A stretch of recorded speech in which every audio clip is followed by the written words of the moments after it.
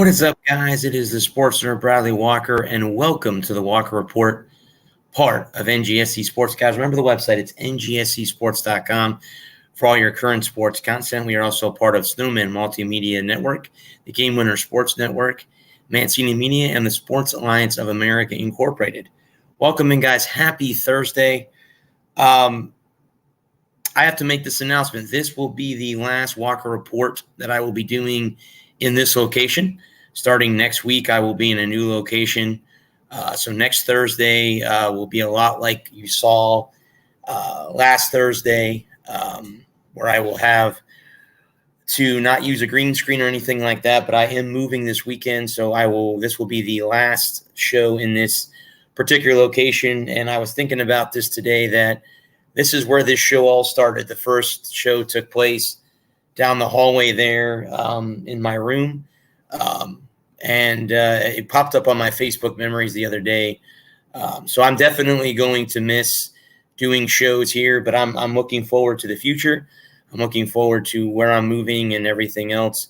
I want to thank everyone who has been on the show, who's been a subscriber and all that stuff on here. But the show will still be going on. The show is not stopping.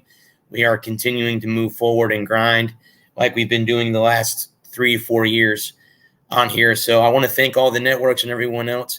But I'll be in a new location next week. So same show, still great content, just will be on a different platform, different area, different new area. But welcome in, guys. The show has 2 sponsors. I guess I found out just a few minutes ago that we are no longer sponsored by Garrett's Garrett, so I don't have to read their sponsorship anymore. We are sponsored by CreatingZenSpaces.com. It is the local choice in St. Petersburg, Florida, for house cleaning, organization, decluttering, and pet sitting. It's about finding the peace with you and adding comfort to your life.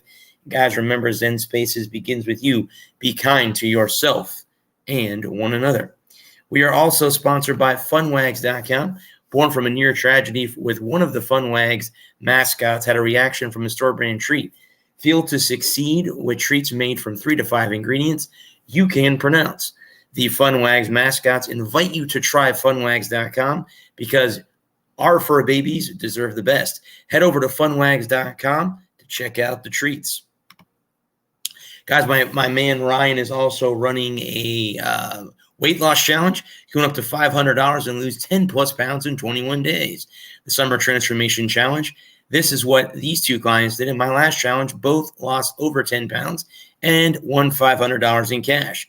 Things we'll get from the challenge: learn how to lose weight without a fad diet, grocery shopping list, 15-minute home workout boost metabolism, learn how to keep the weight off, improve gut health, optimize hormone, weekly accountability calls, access to all my guides and cheat sheets, regain your energy and confidence.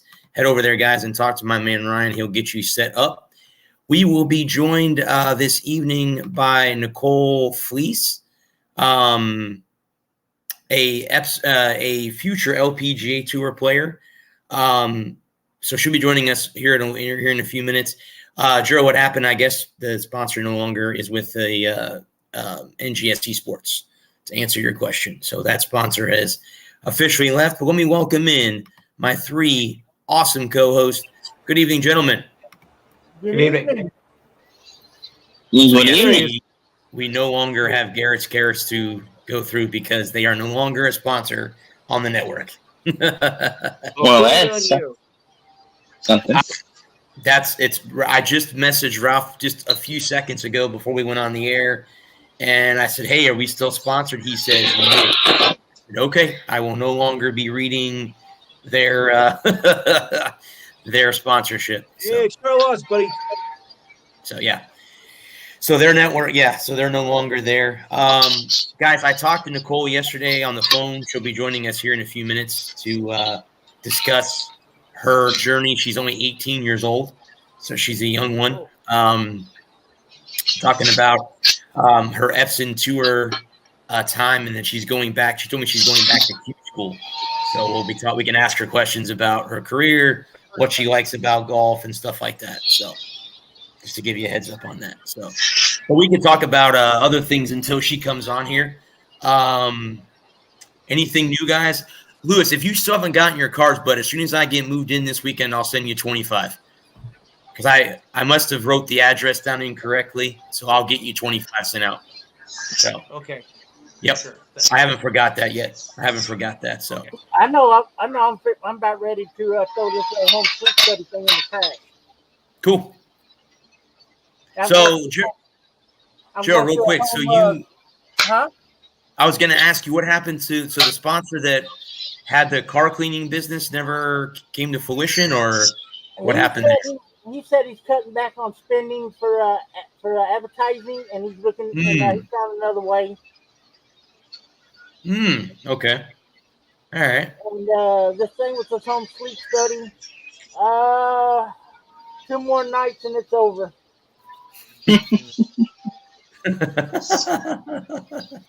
I've just given up on sleep. If I get it, cool. If I don't, oh well. Yeah, I was gonna say. I mean, I gotta do 4 hours for 2 nights without the CPAP machine. Wow. Okay. Then the third night, I can go back to the regular sleep pattern with the CPAP. Okay. And I tried it last night, and all I could do was 3.5 hours. I think somebody wants your attention. I think if I only got 3.5 hours of sleep, I think I'd be a zombie. Yeah. Mainline. Then again, after I took it off, don't tell nobody, but I went back to sleep. All right, guys. So Nicole is here. Let me bring her on here real quick. She is on here. Let me bring her on here. Hi. Good evening. Welcome. Hi, how are you? Good. How are you doing this evening? I'm doing good. Thank you. Cool. Well, welcome to the Walker Report. This is the Thank you. podcast I was referring to you about. Like I said, guys, Nicole is a young up-and-coming LPGA Tour player. We're going to see her on the LPGA Tour someday. I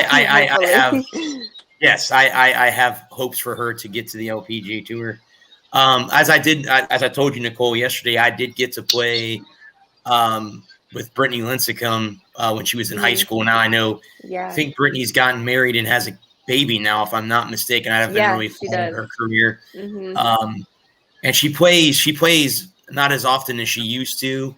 I have to ask you, the one question, because you're a golfer yourself, and this is one of the questions I wanted to ask. What is your take on the whole Live PGA Tour merger or drama that has happened? What's your take on that? Because you're a player.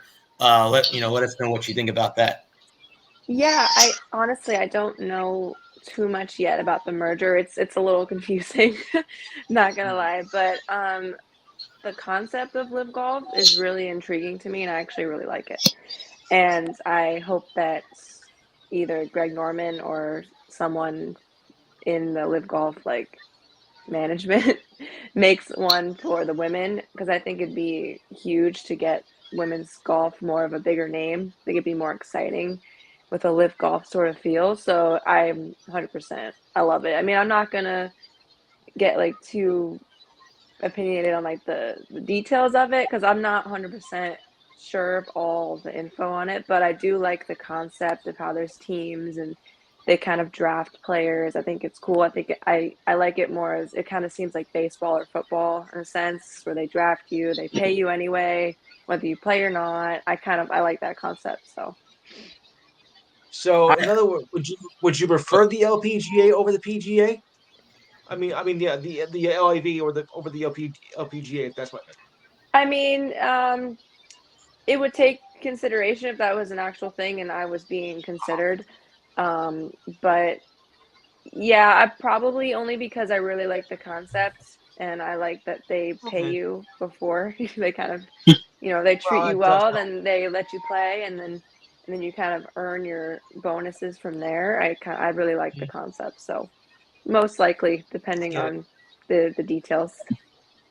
So what intrigues you about it is the guaranteed money, and so you're not having to worry about making a cut to make money. Yeah, I feel like if you're a good enough athlete to play professional sports, I feel like, all pro athletes have given their whole life to that sport. And I feel like having guaranteed money is, not necessarily the only reason why you're doing it, but it's kind of like okay, this is it. I made it. And now I'm just going to entertain. And this is my job, is to entertain as a professional athlete. And I feel like that's kind of the concept that Live Golf has. And that's what intrigues me about it. All right. I also find too, and I've watched some live events on TV, the fact that they can wear shorts. You never see that on the PGA Tour. They can wear shorts on the live tour. And I also, Nicole, too, if I'm not mistaken, I've heard music being played, which, me growing up as a golfer, my uncle taught me when I was 5 that, like, as soon as you got on the golf course, it was quiet, except to talk to your fellow competitors.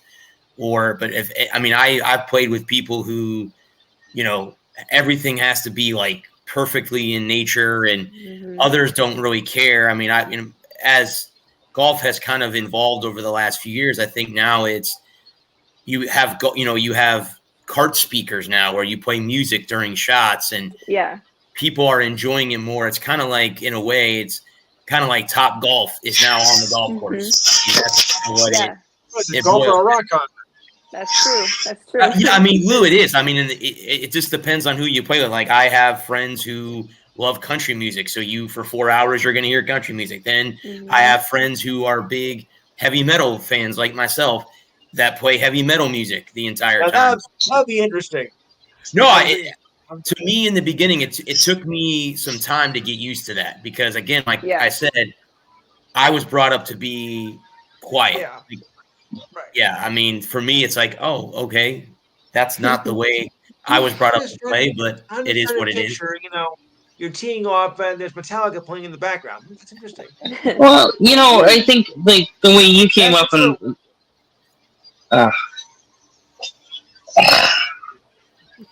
sorry, man. The way you came up, the idea of the gentleman's game, where it was, 4 men nicely dressed, having a quiet afternoon, discussing business. That's what golf was.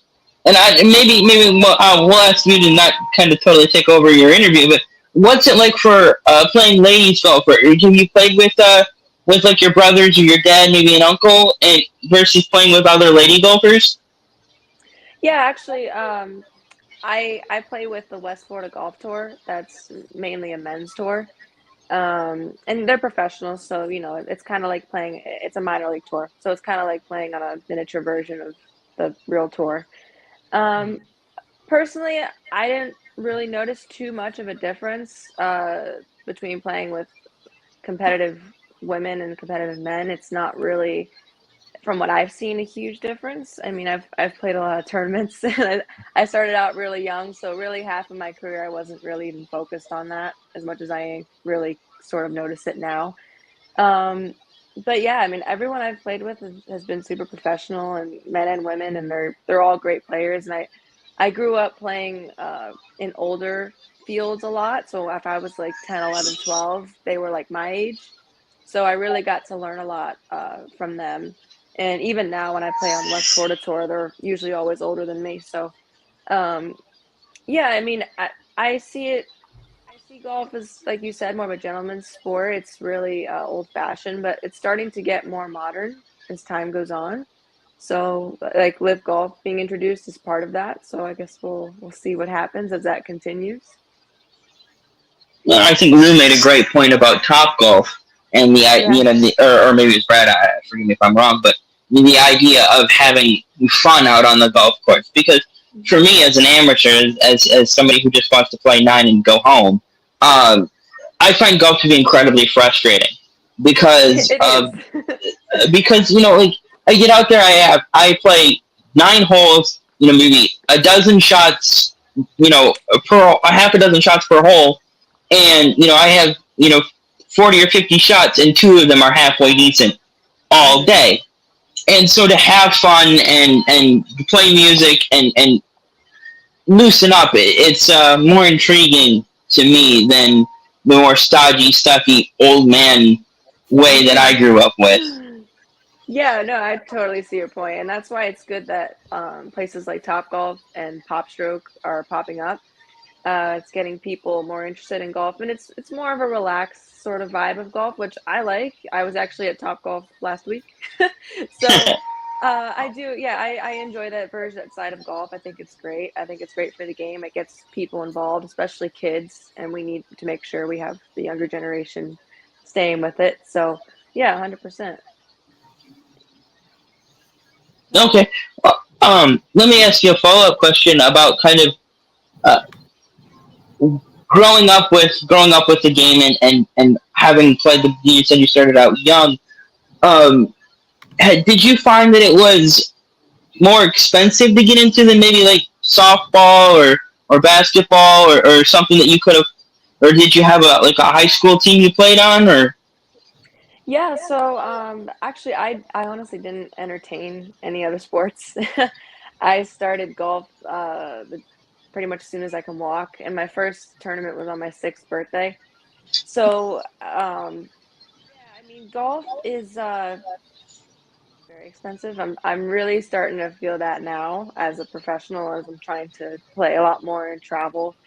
Um, but I mean it's tough, like, that's kind of all again goes hand in hand with the lifting is golf is so expensive, and even players on the PGA and LPGA, I mean, granted, they have a ton of sponsors, but they still have to pay a lot of things out of pocket, their travel and hotels and things like that, so Yes. golf is like that, and I hope it changes one day, but like for me, like you said, I never entertained basketball or softball. I never did that. I always just played golf, and junior tournaments are cheaper, thank goodness for kids. Yeah.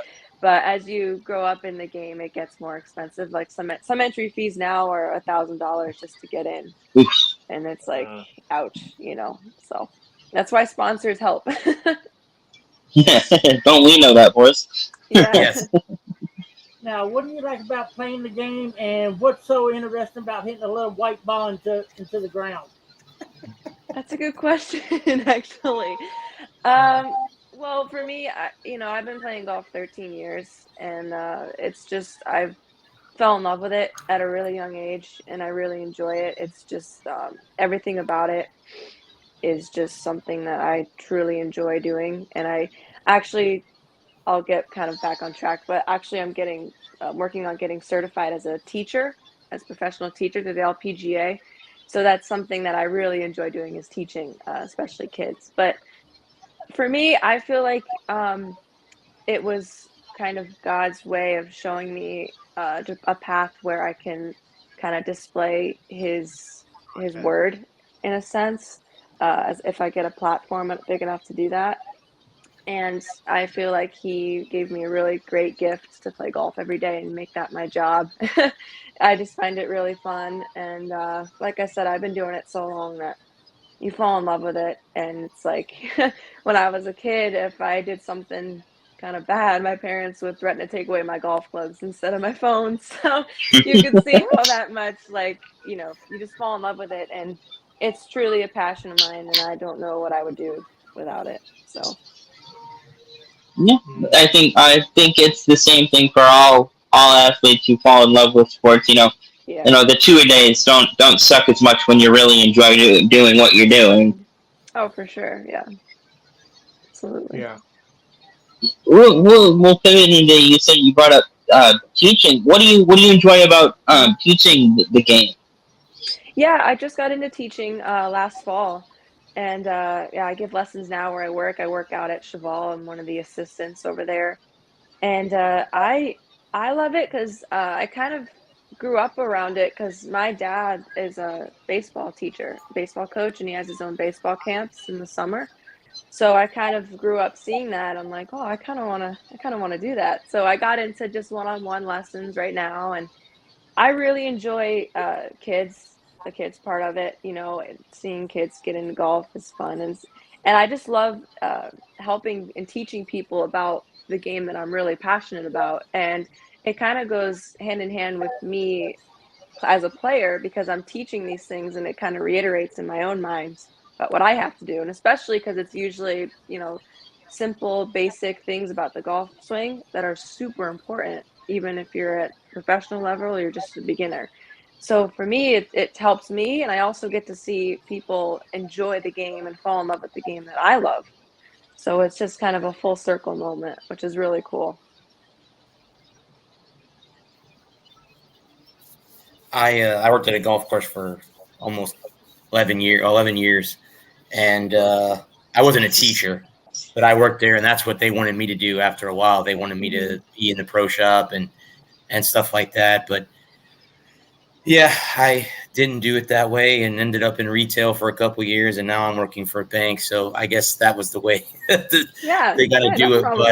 But yeah, so I have to ask, the PGA Tour, they were trying to bring out a rule where they were going to, I guess, make the balls less technology because I guess the golf balls are flying further. Golf courses that are older style golf courses aren't able to, the low scoring, the PGA guys are shooting 30 under par. I know Rory McIlroy made a big stink about that he thought the golf course that I think they finished at 20 under par, and he's like, well, the tournament should be knocked off the schedule because it's just an easy win for everybody. I wanted to ask Nicole, how do you feel? I mean, from what I saw on Facebook, you use Mizuno equipment, correct? That's what I saw. Yes, I use Mizuno for like my clubs. I use actually Titleist golf balls. Oh. Okay. Titleists are the best. Yep. Number one ball in golf. That's right. Do you, Nicole? Do you honestly, use? No, go ahead. I was gonna say, go you ahead. use Pro V? Is that the ball that you? Yes. Okay. Actually, they're the second best ball in golf. The best ball in golf is the ones you find in the woods. Yeah. Why did I think of that? That's true. That's true. I bet Brad hits better balls Live our lives. Yeah. I know that happened a few months ago, but honestly, I don't know too much about it. I talked to one of my friends about it one time, and yeah, I think it's because the golf courses don't have enough room to stretch out, and all these players, with the new club technology and all the fitness that's getting involved in golf now, they're getting stronger and they're hitting the ball insanely far. So I guess that's why they're trying to put a hold on it, I guess is what they're trying to do. I haven't read up on it. But I mean, I'm a girl, I'm a woman, so I don't hit it as far as like someone like Rory, but I do hit it about 270, 280 off the tee, thank God, to my Titleist golf ball. That's good. But, that's good. That's more than I can hit it. For me, I hadn't really had to think about it because it, like I said, it didn't really affect me. But I know they did something. I think the PGA Tour denied it yesterday. I saw. Yes, I'm pretty sure. I was going to say Jay Monahan announced that they had denied that they were going to change the golf ball. So yeah, I found that pretty interesting. Actually, I hit it 300 feet, 150 straight, and 150 left. Who did you look up to at a young age as a golfer? Who were some of your influences? Oh, Lexi Thompson for sure. Oh, good one. For sure, she was probably my main, but also Paula Kramer, Brittany Lincecum, Michelle Wee. They're just they're awesome. And I was thinking Michelle Wee. Yes. Yeah. Actually, she did so. It was so good to see her at the U.S. Open, and she made that last putt. She didn't make the cut, but she made that last putt. That was really special for her. But yeah, definitely Lexi and probably Paula Kramer were my two favorites growing up. I've met them many times. They're great for the game. They were really fun to watch as a kid, especially Pink Panther wearing all pink. It's cool. It gets kids into the game, and I loved watching them growing up. Just watch all those dead ants. Yeah. She got it. She got the joke. Well, he's been on them dad jokes all day already. Yeah. I mean, when it comes to Lexi and the players today, like when I became a fan of a sport, all these guys know that I go back and do like research all the greats. In fact, I wrote an article today on the top 5 rivalries on the PGA. And still to this day, I wasn't really alive when these two were in their prime, but with Arnie and Jack. I think that there was never a bigger rivalry than those two because you had the King and the Golden Bear, and I know they became friends. And Arnie passed away a couple of years ago, but I think in my heart that that was the greatest golf rivalry ever because I don't think Tiger ever really had a rival. I think Sergio was supposed to be that. Sergio, to me, is an arrogant. You know what? I'm not even going to say that word on here. And Phil Mickelson is one of my favorite players, but he couldn't compete with Tiger. If Tiger got a lead, it was over. You might as well just throw in the towel because you say, okay, well, I'm playing for second because he's going to win. And I'm interested to see now with Tiger's back issues. I know. Yeah. If he will go on the Champions Tour and dominate as much as he did on the PGA. I know, obviously, with his back and the car accident, I don't know how he'll be able to do with his knee and everything else. But on the Champions Tour, he can use a cart. So I'm wondering if maybe it'll be one of those things where he dominates the Champions Tour once he turns. Yeah, so I'm very curious to see what he does. Watson? Well, Tom, you could throw Tom Watson. You could throw Gary Player in that conversation too. I think Jack kind of had like 3 rivals. Arnie, Gary, and Tom were all in, there. And so I was mentioning Tom, not Bubba.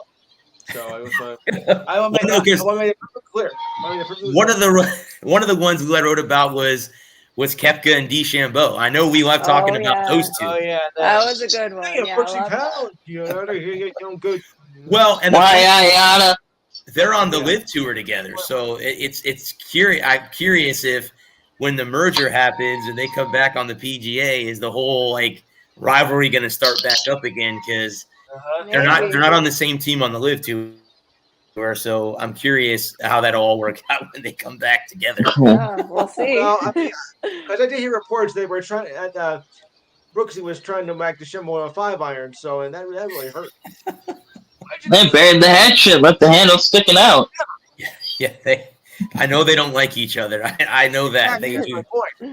They do not like each other. Period. Tom and Jerry of golf. Right. Speaking of the LPGA, I think they started the Evian Masters today. I think is their first, just the first major, or the third major of the year. I don't follow the LPGA that closely, except when the majors come on.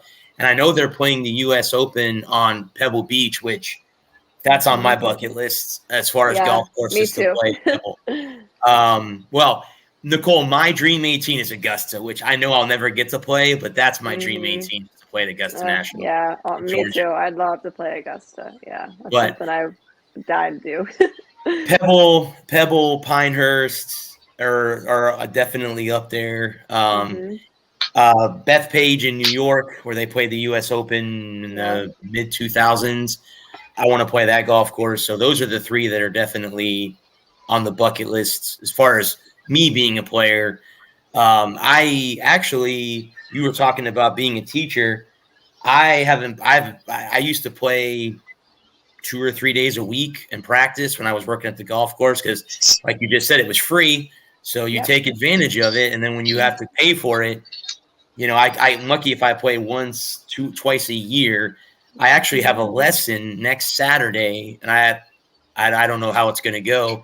I haven't picked up a club since October of last year, so we'll see how it goes. I know it's muscle memory, so if anything works out, Nicole, I might come and have you be my teacher.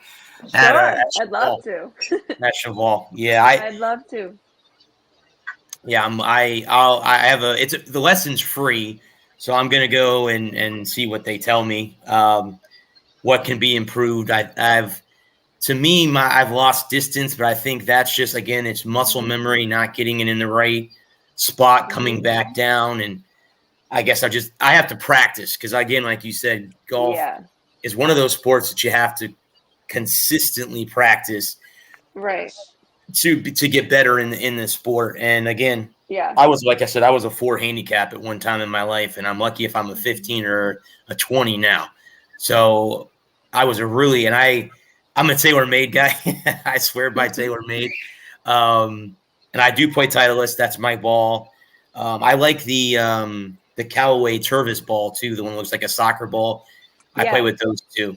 So I play with both of those balls. But I'm one of those, Nicole, too, that like if a new golf ball comes out, I'll go buy a sleeve just to see how they are.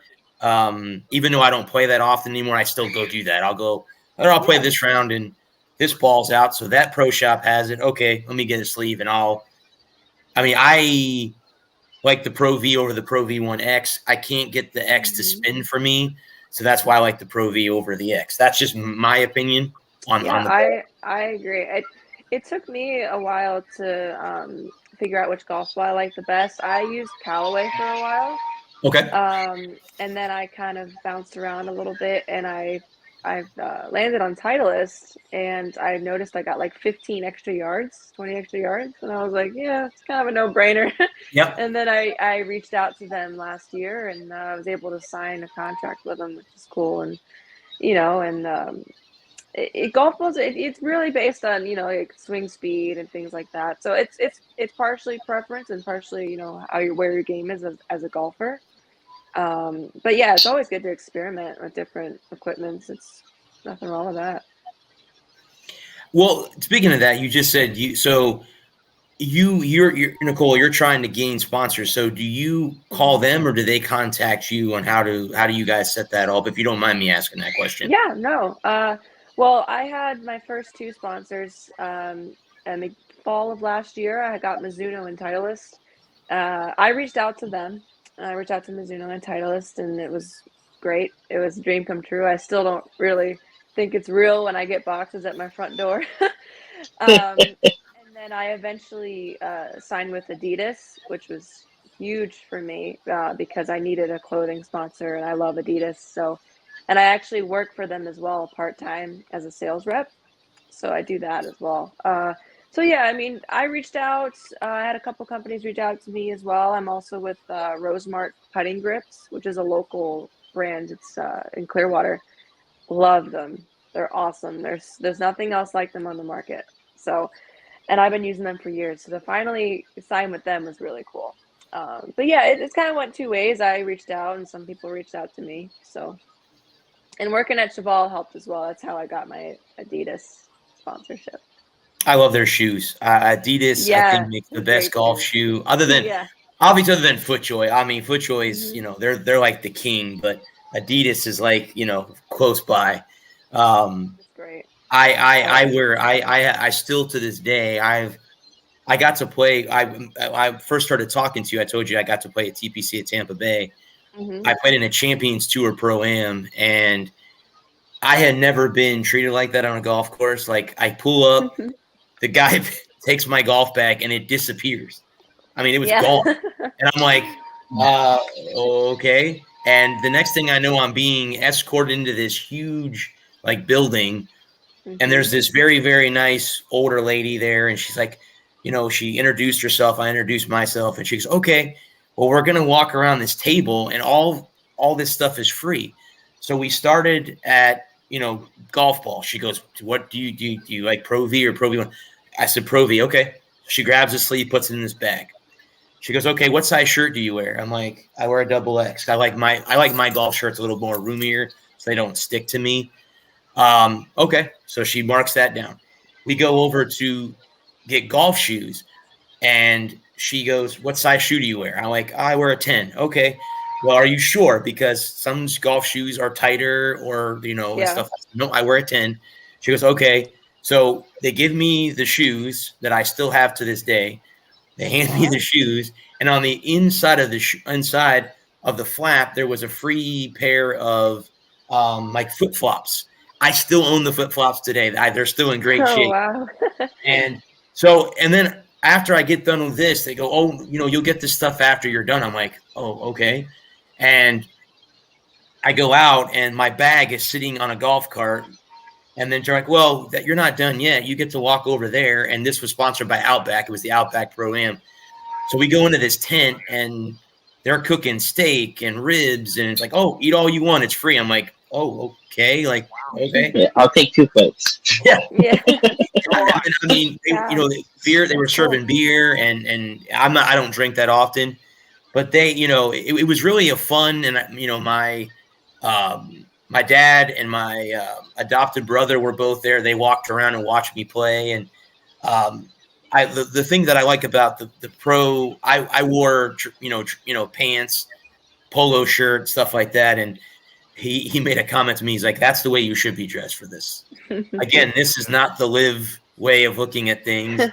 And I hit a couple of shots, and he's like, "Yeah." He goes, "I can see, you're a good player." And I'm like, "Well, like with you, Nicole, it's really hard to say, okay, I have to go play golf every day, and everybody watches the LPGA and the PGA and the Live and the DP World Tour, and they're like, oh, those guys have it so easy." It's not as easy as it looks. I mean, you have to, again, you have to put in time to practice. You have to have money to travel. You have to have money to, stay in hotels. You, like yourself, you have to pay to get into tournaments. So it's not as easy as it's cracked up to be. And I think the one thing that I always tell a new player, someone that's coming on, actually, I got my producer who produces my show for me. He wanted to play golf. And he goes, "What should I do, Brad?" I said, "Well, don't go out and buy expensive equipment."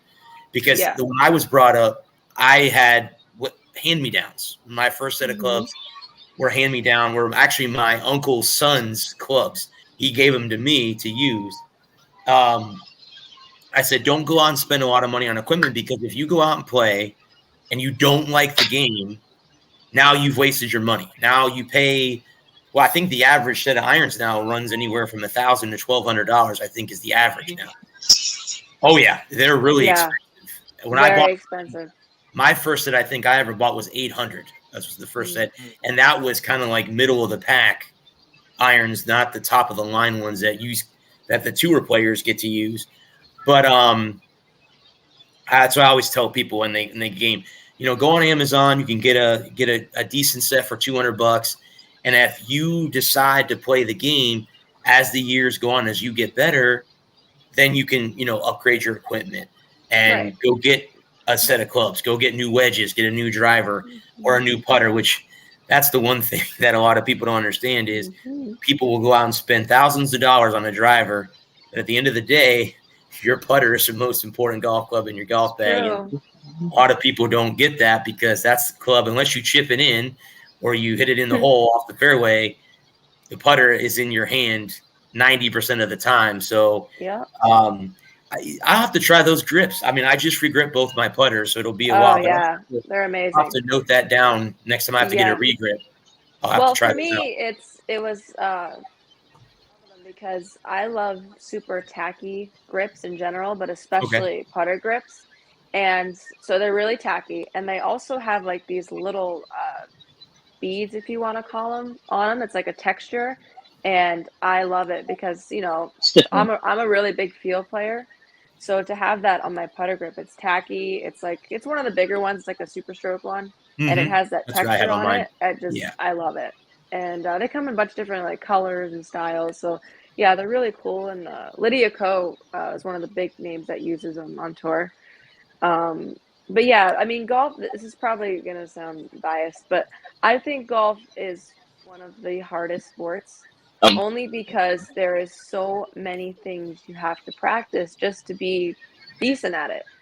So I think that's what makes it really hard. Like, in a sport like baseball, you obviously got to be a good hitter, and then you have your one position that you play.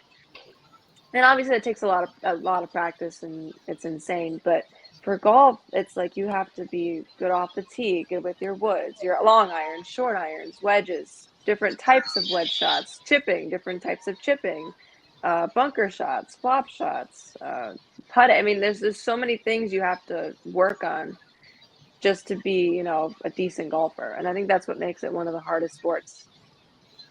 Well, I was at Buffalo Wild Wings a couple weeks ago, and we're just talking with somebody there about, how at the end of the day, everything ends up being work.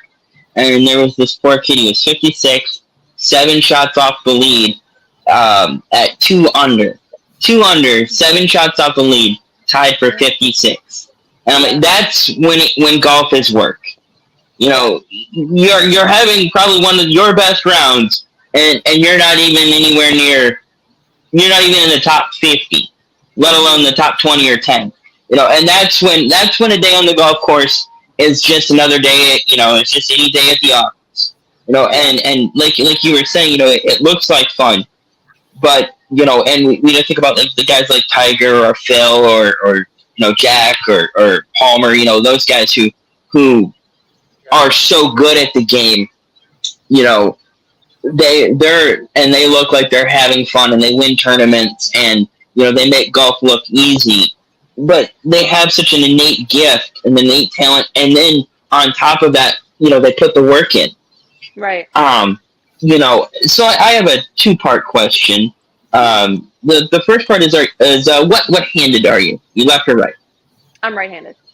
Okay. And the follow-up question is, when you're teaching someone, is it easier to teach someone who's the same-handed as you or opposite-handed, or is it what's like, okay, so because I'm left-handed, I play left-handed, so I come to you to get a lesson. Is it easier for you to teach someone who's right-handed or left-handed, or does it really not matter?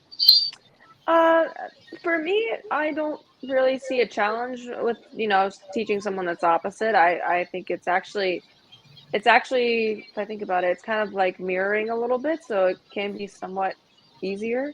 But no, I don't find it more difficult or less difficult either way. It's really all about the technique of the golf swing. So as long as the player has that down, and that's what you're teaching, the point you're getting across is getting across. That's really what matters most. But I haven't found an issue with it. I have a couple left-handed clients, and it's not an issue for me. So. Lefty just won the British Open, by the way, too. So Yeah, That's true. So, what's your favorite thing to teach? Is it swing technique? Is it chipping, flopping, putting? You know, like, do you do any kind of like meal planning or exercise regimens or nutrition kind of deals or? Yeah, I mean, I mainly teach swing right now, which is I like to think is more of my specialty, if you'd say, side of the game. I do enjoy teaching short game though. Most people come to me for swing. It's mostly what people are looking to get looked at, looking to get fixed. But yeah, I mean, I really dedicate a lot of time to putting. So I when I get a chance to teach putting, I like just run at the chance to do that. But yeah, I mostly do swing. I specialize in more. I would say if I had to put a label on it, I'm more of a swing coach. Okay. But I also like to teach course management and things like that. And as I'm going to be going through the certification school, I'm going to learn a lot about like the rules of golf, like I said, course management, things like that. And once I kind of have that under my belt, I'll be able to teach more of that. So that's why I'm excited to go to school for that. So. Can you explain what course is that like actually groundskeeping, like maintaining the course, or? Yeah, no, course management is more like how to strategically play the game. So Okay. So I'm playing this shot. I have to kind of move it around a little bit. What would be the best way to do it? So it's like, yeah, more like playing smart golf. Would be the way to play. So it's like, you know, splitting tens or yeah. You know, for one of a poker analogy, or like going for it on fourth down, kind of a Right. Yes. Like, okay, we're 135 yards out. You're hitting it long today, so instead of hitting the 8, we'll hit the 9. That kind of thing. Right. Exactly. Mm-hmm. Yeah, I think the one golfer that never really had course management is Phil Mickelson. Would hit it from wherever. I got to see him play against David Toms in one of the last remaining Shell's Wonderful World of Golf matches at World Woods in Brooksville. Wow. I got to see both of them play. And there's one hole on the golf course that they played on that is a reachable par 4. You can take it off the tee, and I think both him and David Toms both hit 3-wood. I think from where the tees are located. And again, as professionals, you know, they take them back as far back as they can possibly get them. Um, Yeah. There you go. I think Tom's hit the green. Mickelson was just short and chipped it up. I think they both made 3. If I'm not mistaken. I think they was a half because it was a match play, so they have the hole. Right. But yeah, it was Phil's one of those guys that, course management wasn't really big in his in his bravado. Nicole was brought up. My uncle taught me a lot how to do that, where you don't have to go for it in every par 5 and 2. Mm-hmm. Sometimes it's good to lay it back to 100 Yeah. yards and hit it in 3 and make a birdie and leave, instead of trying to go for the green in 2 and then you walk off the green with a bogey instead of walking it off with a birdie or a par, and Right. you hurt yourself more, and then you get mad, and then then it leads to more bogeys and more anger and all that stuff. So Exactly. Yeah. some of the people that I played with are surprised, like, "Oh, you're not going to go for that? What's the why? Sell it to me on why you believe it's good to go for it. If there's a water hazard, it's surrounded by bunkers, and most greens are. What if I miss? The percentage of me missing is higher than me hitting it. I mean, yes, it's nice to make an eagle. I can remember being on a golf trip to Jekyll Island, Georgia, which is just over the Jacksonville border in Georgia. And I didn't realize that I hit the ball on the green in 2 and didn't realize, and I made the putt. I go, I got a birdie, and the guy looks at me and goes, "That wasn't a birdie, that was an eagle." And I go, "Really?" And I ended up winning a skin, by the way, on that. I won $80 Nice. that day for that skin. But yeah, I mean, it's good to. I think it's good to teach. Not so much not against people that are older, but I think if you start the game off at a young age, it's good to teach young kids that, you can hit the ball 300 yards, but you don't always have to go for it. You can lay it back. One of the YouTubers that I watch on YouTube is Rick Shields. I don't know if you know who he is. Yeah. Uh-huh. He's in England. He's an English player, and I watch all of his break 70s, and I'm like, I know I couldn't break 70 where he plays. I mean, often in overseas in England, and it's completely different than in the States. Yeah, for sure. Myself, I have never played on a golf course that elevation changes. I was born and raised here in Florida. We don't have mountains in Florida, so we don't get that. And I've only played in Florida and Georgia, so I haven't got a chance to play. So if I ever do get to go to Pebble, it'll be a little bit different playing on elevation out on Monterey Coast in California. But yeah, I love the game. I know a lot of people. It is aggravating. There are times where you go on the golf course and you walk off, you want to break every club in your golf bag, but if you got a tee time the next morning, you're going to find a way to get them back together to go back out and play again. And there's one shot that draws you back to it. You have a bad round. Oh, that birdie putt that you made back there on 14, that'll be the shot that draws you back the next time to play golf. And then there are times where you're playing so well, you don't want to leave the golf course. I've had many times where I'm like, I don't even want to go home. I want to keep playing. You can't do that. But yeah. So for sure.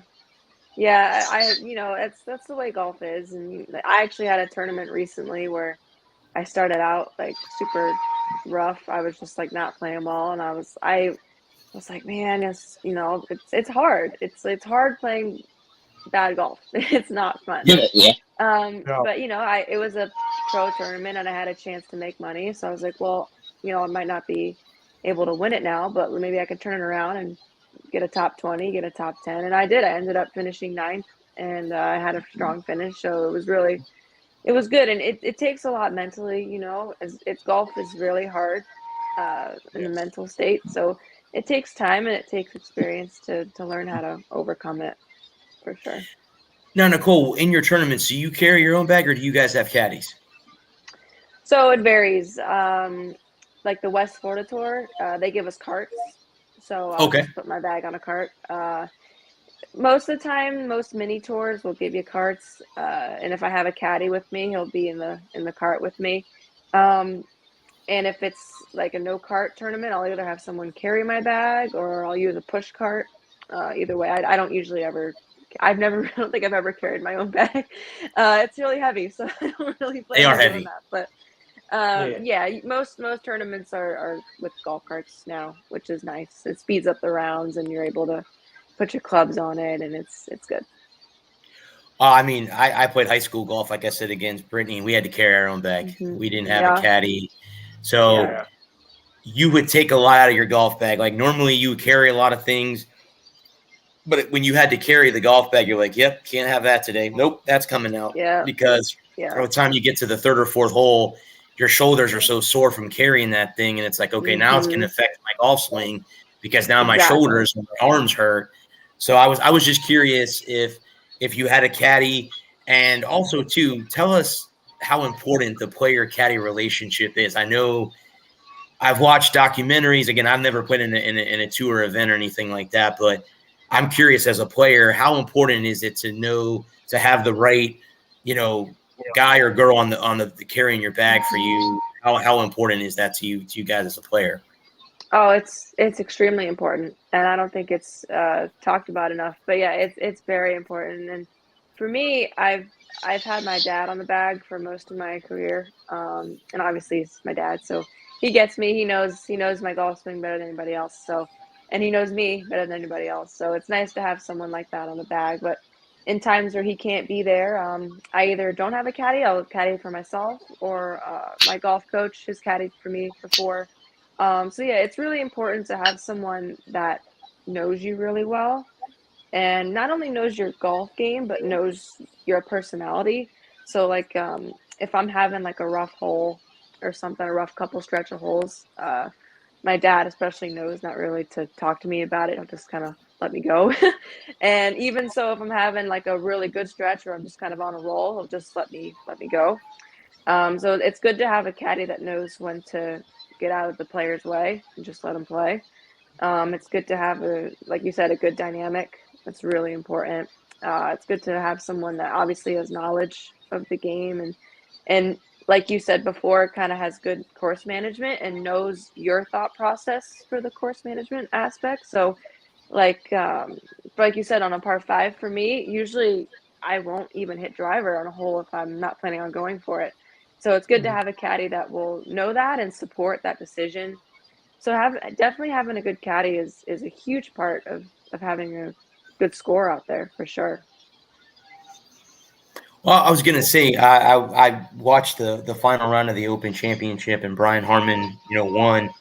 He actually mentioned in the post after round press conference, he mentioned that he made a bogey or something early on in the final round, and his caddy came to him and said, "No, don't worry about it, shake that off."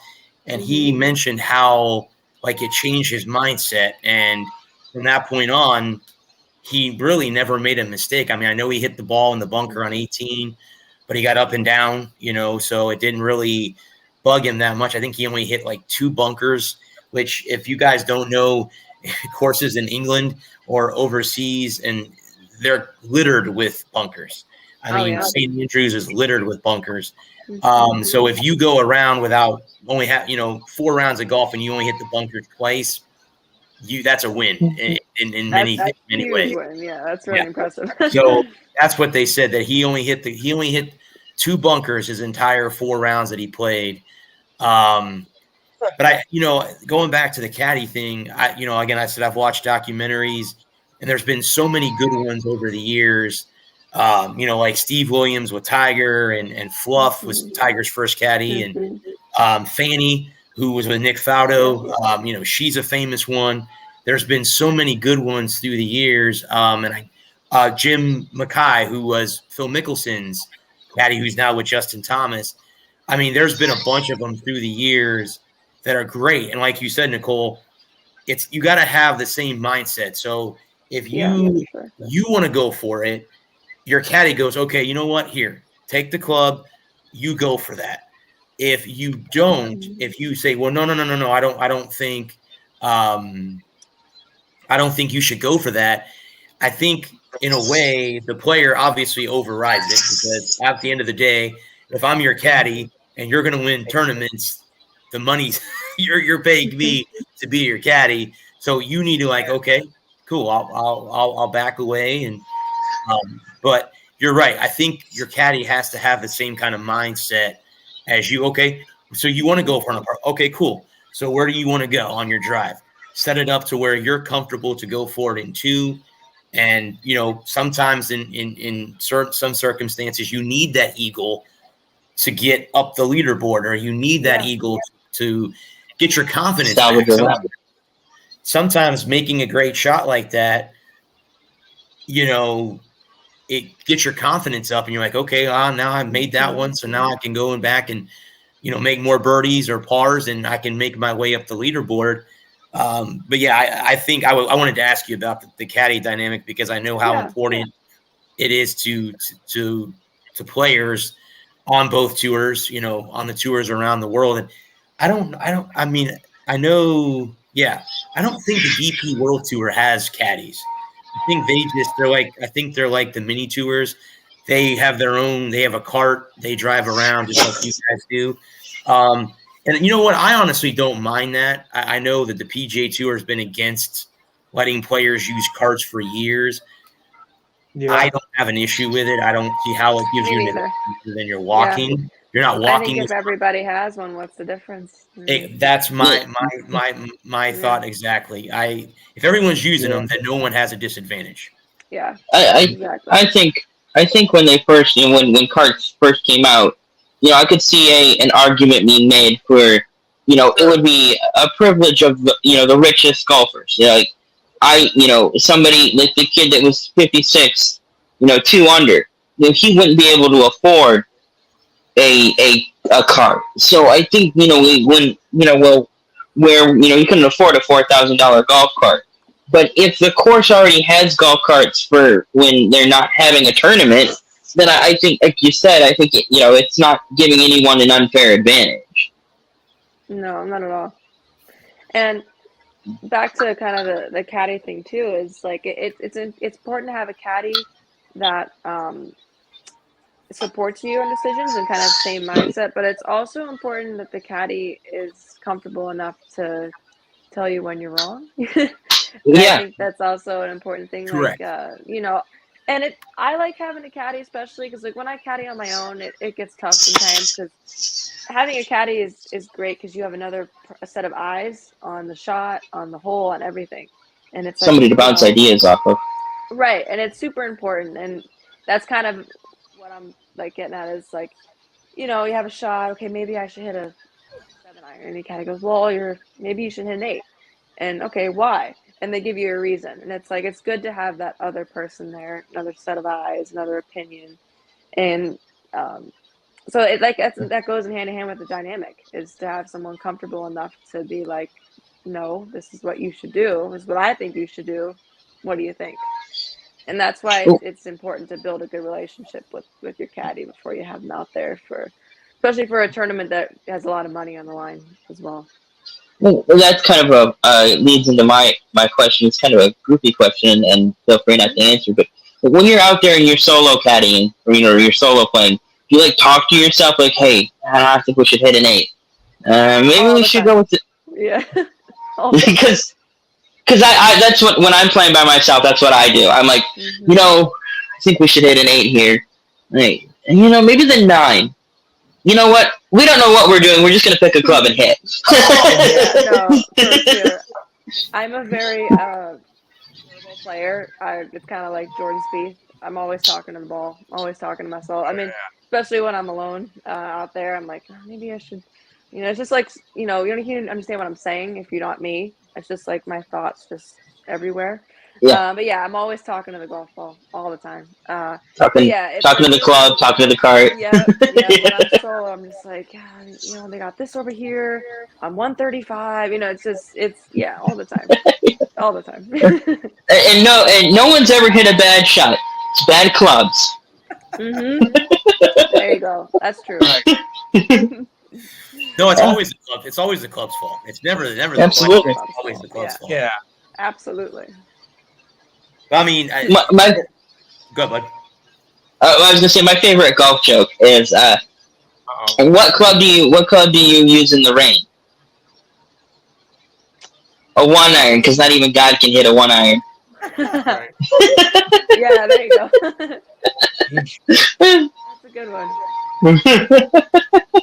I was gonna say, you were talking about Jordan Spieth. He went through a rough patch too. He won a lot of majors, and now he's starting to get back to where he was before he went through his. The one guy that I like is one of his good friends. I like Justin Thomas. I think got to see Justin play at the Valspar a few years ago during the COVID when you had to wear a mask outside, and that's okay. I mean, that's just that. But got to see Justin up close, and I've got to see Phil and Patrick Reed, obviously before they went to live and all that stuff. But I think it's cool to actually go to. I'm actually going. I think Nicole later this year to cover Annika's tournament that's here locally at the Pelican. There you go. Yes, I'm going to try to get credentials for that and go cover that tournament. Yeah. It's November, right? I think is when that tournament is. Yep. Yeah, I'm going to try to go get credentials for that. I'm a credential writer for USF football for the last 5 years, but I'm trying to get into trying to get into to golf. I applied for Valspar, obviously. I'm an up-and-coming writer. I'm not an established writer yet, so I didn't get those. But I might, and no offense to the tour, but it might be a little bit easier for me to get LPGA credentials more than PGA because a lot of sports fans don't look at, ladies they're not supposed to play sports. Like I've heard that narrative, and like I said, I played against Brittany Lincecum, and I don't care what you say. Brittany could do some damage, and she did damage. Yeah. They called her Bam Bam. One of the best. Yeah. They called her Bam Bam because she hit the ball a long way, and she did hit the ball a long way. But I mean, I watch ladies sports. I like to watch the LPGA, and women's soccer is on right now as they're getting ready to start the World Cup. So I mean, I don't understand the narrative. I know there are a lot of sports fans that believe that it's supposed to be men and that's it and da-da-da-da. But I always felt that I'm a fan, so I'm hoping maybe in November I'll be able to cover that golf tournament. But yeah, if I get it, I got to meet Annika back when it was the JCPenney Classic. They don't even play that tournament anymore. It was LPGA and PGA together, so they would mix them together. And I got her autograph. She was that's great. Coming off the driving range, practicing, and her caddy was yelling and screaming at her, let's go, we got to get to the tee. And she goes, no, I got one more. And I handed her my thing, and I'm like, oh, cool, I got Annika's autograph. So that's so cool. I got Annika's autograph. I got Judy Rankin's autograph when I was at the a good one. The Wonderful World of Golf match from Nicholson. She was commentating, so I got her autograph and Phil on a World Woods scorecard. So I still have the scorecard. Cool.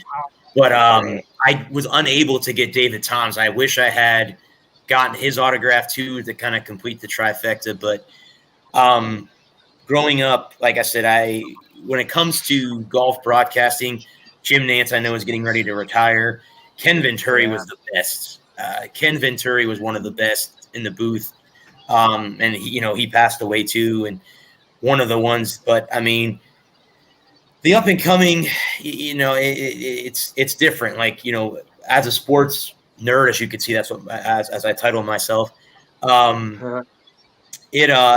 You grow up hearing these announcers, and then when they move on, you're like, it's not going to be the same. But then after a while, the new guys grow on you. You're like, okay, well. There's not going to be another Vin Scully. There's not going to be another, Red Barber. There's not going to be another guy like that. You have to, you have your new wave of broadcasters. So with the golf world, I don't know who CBS is going to have now. I have no idea. I haven't been really paying too much attention when Jim retires.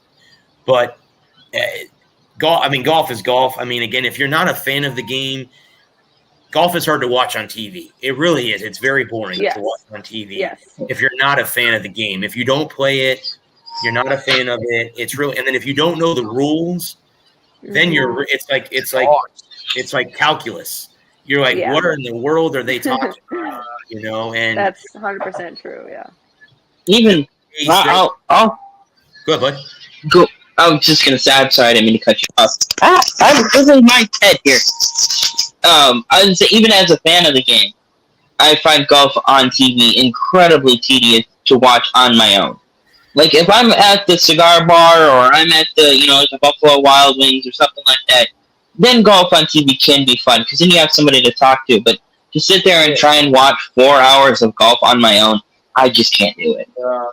Mm-hmm. I can't watch it. Or, I mean, you can could watch it for 1 hour. you could have gotten up Bud last week at 4:00 in the morning because they're in England and watch golf at 4:00 in the morning. Yeah. Or I could have not, and I certainly didn't. Yeah, Like we said, if I can get sleep, I'm gonna take it. I honestly like the way that the PGA Tour changed the majors, where you have the Masters, then the PGA, then the U.S. Open, and then the Open Championship is the final major of the year, the only one that's not played on U.S. soil. So that's the interesting thing, is that they've moved the last major of the year to be in overseas.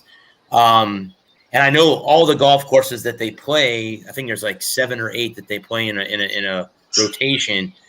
Some of those golf courses are beautiful. I mean, when you see them on TV, I mean, you're in awe. Of course, St. Andrews, obviously that's on my bucket list as well. Yeah. The game was created. The game was invented there. Mm-hmm.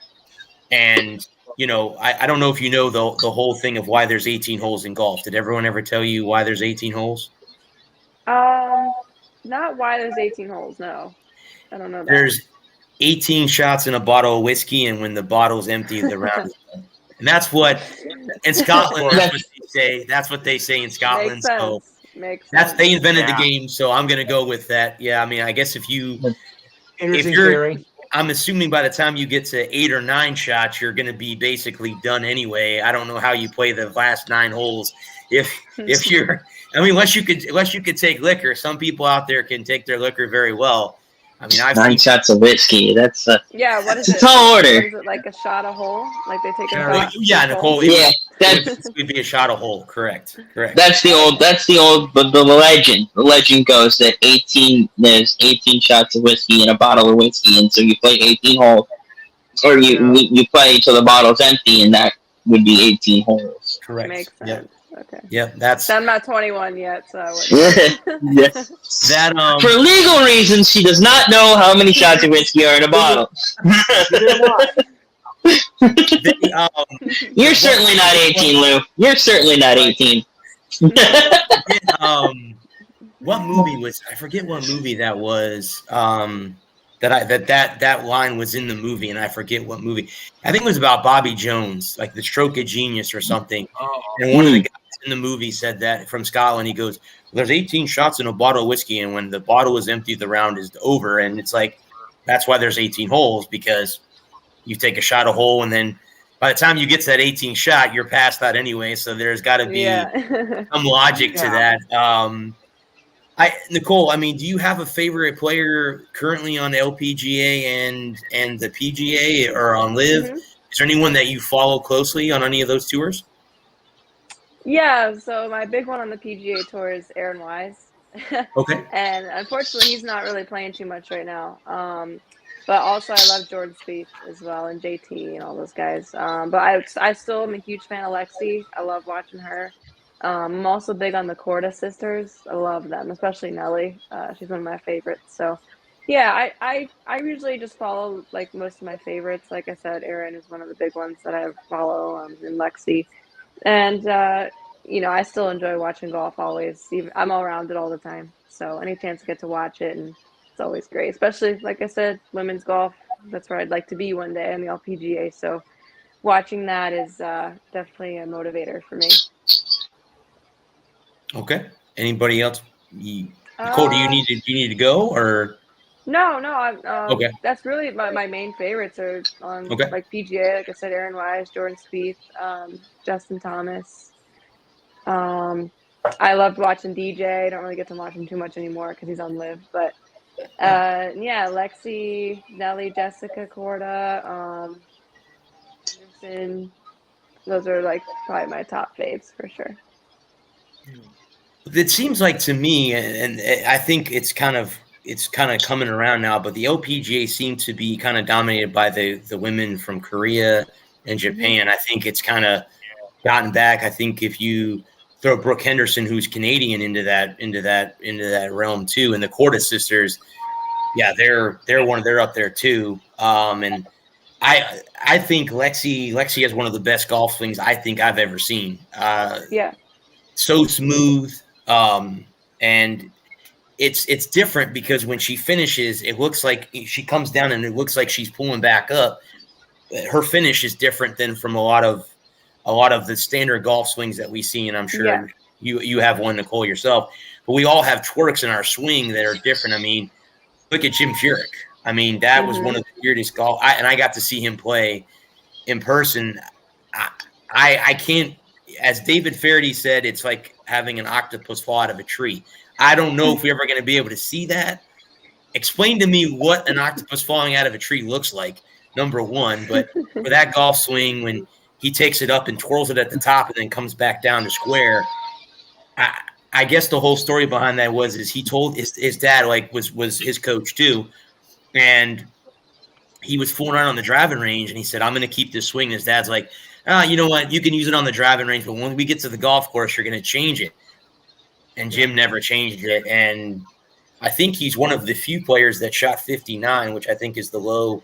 Annika shot 59 as well. She's one of the tour players that has shot that magic number that a lot of us would. I'd like to get 10 more or 11 more than to shoot 59 would be amazing. I'd like to shoot 59 on 9. Yeah. To shoot 59 overall is that's insane. That is completely insane. Yeah, it's definitely a rarity for sure. That's you don't make a lot of mistakes. That's a lot of birdies, some eagles sprinkled in there. You know, it's not not easy by any means of the imagination. Definitely not. But it can be done, as we've seen it. I mean, it's like a perfect game in baseball or something like that. You rarely see it, but when you see them, it's amazing to watch them, Definitely. On tour and stuff. So I was going to say, I'm trying to think of, I think that's, it's been a great talking golf. I mean, I don't get to talk golf that often with a lot of people. So it's been cool talking. I love it. I could talk about golf all day. So, any questions? Go ahead, Adam. What's your favorite tee time? Ooh. Good question. I'd say 9 and 10 in the morning. I'm a 7 a.m. when that sun's first coming up. Living in Middle Tennessee or Southeast Tennessee, by 10 o'clock it's starting to get hot. So, and if you're playing a full 18, you're not getting off the course till 1, 2 o'clock. It's gonna be hot as all get out. So I love those the earliest 8 a.m., 7 a.m. when the dew is burning off and the sun is the sun's first coming up. Yeah, that's my favorite. Yeah, no, I can agree with that. Yeah, because you're done early and it stays cool for most of the round. I guess for me it's like 8:30, 9:30 is probably like my sweet spot, only because if you're playing in a tournament, there's a lot of preparation that goes before that tee time. So it's give myself a little extra time, a little extra sleep. I'll take it. Yeah, that's. I was gonna say, but I remember, I haven't done this in a long time, but we would play 36 holes at World Woods. So we would get up at 5 o'clock in the morning, drive the Suncoast Parkway to get to Brooksville. We'd be teeing off at 7 o'clock in the morning. And I remember one time, and again, it doesn't happen in Florida very often, but it was 27 degrees outside one morning. We were supposed to tee off at 7:30 in the morning, and we couldn't go out because of a frost warning. We could not go off because the frost would have destroyed the golf course. So we had to wait. But playing 36 holes or playing 18, you're right. You want to try to get off the earliest that you can. But also too, on the flip side of that, in a tournament, if you're in the lead, you're teeing off in the afternoon. It's an afternoon round, so it's different from the guys in the morning. The golf course obviously can change throughout the day. As it dries out, it can get faster. The greens and fairways can get faster. So, and again, if you have a lot of prep time, I know a lot of the players go to the gym before they play, or they have a routine how they eat. They have this and this, everything. I mean, Nicole, do you have like do you have a pregame Rituals? or rituals that you do before a round? Absolutely, yeah.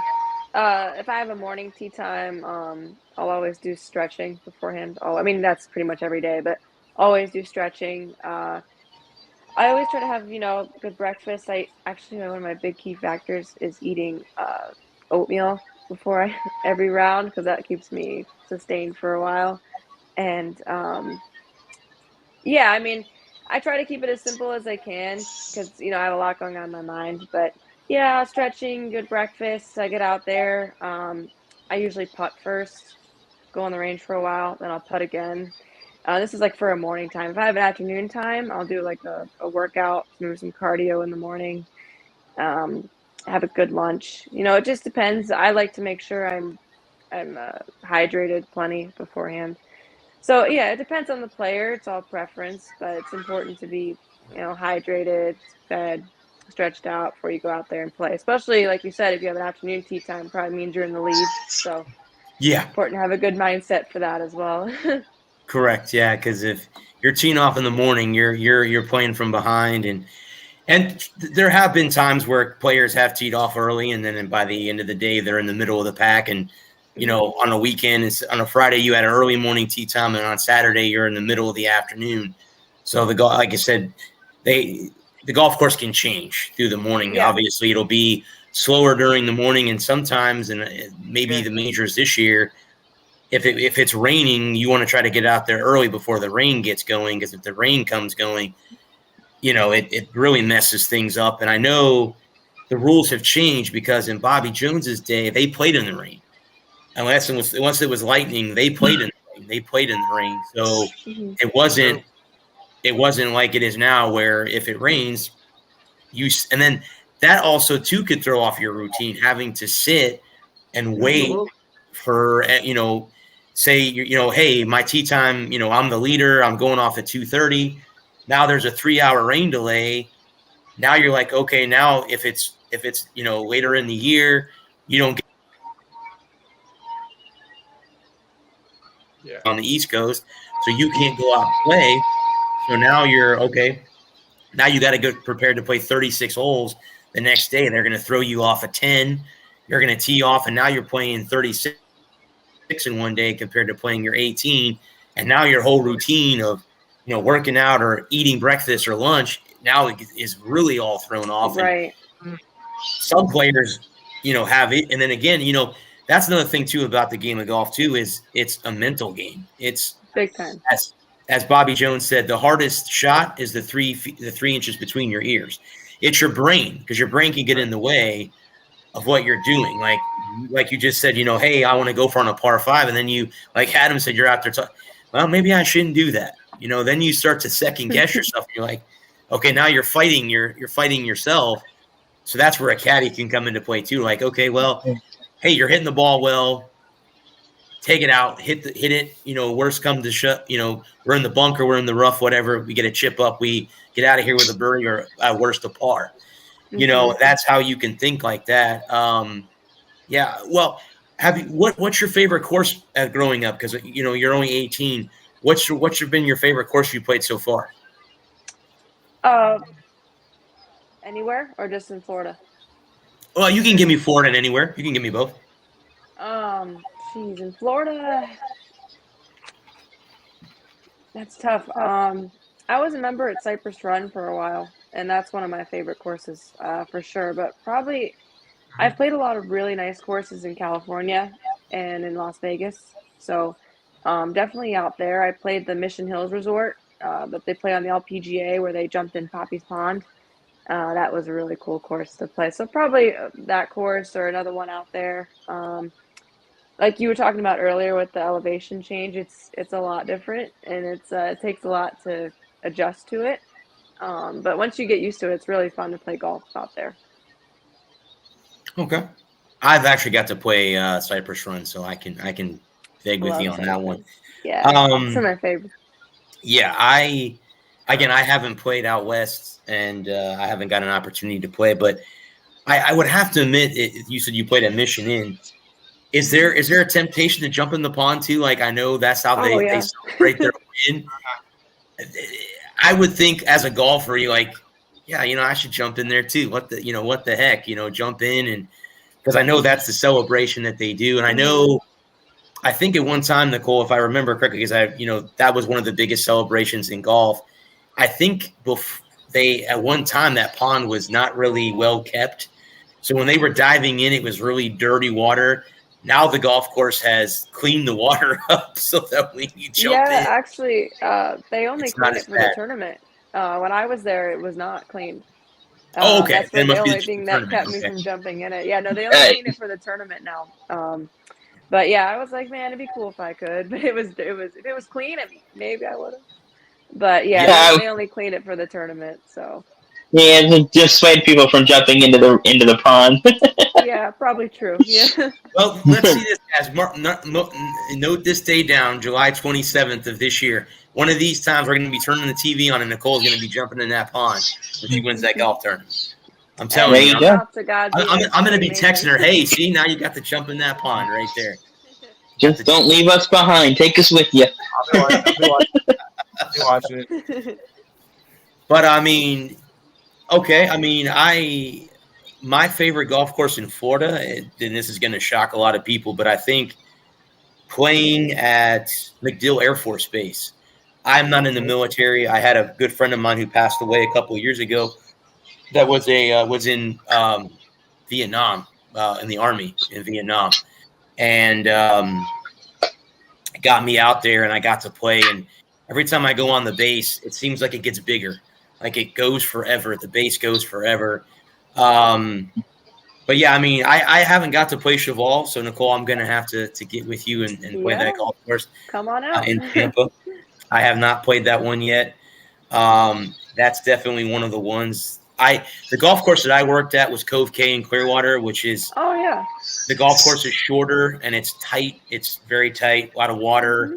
But that's the golf course I worked at for 11 years. So I got to learn all the bumps and curves on that golf course, which if you don't play there that often, people that would go out, they didn't know how to play the golf course very well. And I mean, that's one of those sometimes where you were just talking about, if you can't reach a par 5 and 2, you would hit a 3-wood or you'd hit an iron off the tee because, you couldn't get, it was smarter to play the smart shot and play in for, and, I myself, other than the only par 5 on that golf course, I did not get an eagle on with 17. That's the hardest par 5 on the golf course. But I eagled number 9, and if you guys don't know what it is, it's a dogleg right. It goes around condos, and trust me, you're not supposed to hit the ball in the condos, and people do it, and they break windows. And we have people calling the pro shop. Somebody broke my window, and they'd say, "Well, that's why you have homeowners insurance. They'll take care of it." But I've eagled that hole twice, and both times I eagled that hole, it was a 100-yard shot from the fairway. I hit the ball up. One time, the ball hit on the green and grinded the flagpole and went into the hole, disappeared. The other one, I was having a rough day, and I'm like, you know what? I'm in 9 holes. I'm going to come around. I'm going to walk off the golf course. I'm going to quit. I hit the shot. The ball rolls up and rolls in the hole. I'm like, I don't know if I want to quit now. I went and played the backside. Yeah, I mean, I haven't got to. Again, I want to play Pebble. That's definitely on my. But I also want to play at Kapalua in Hawaii.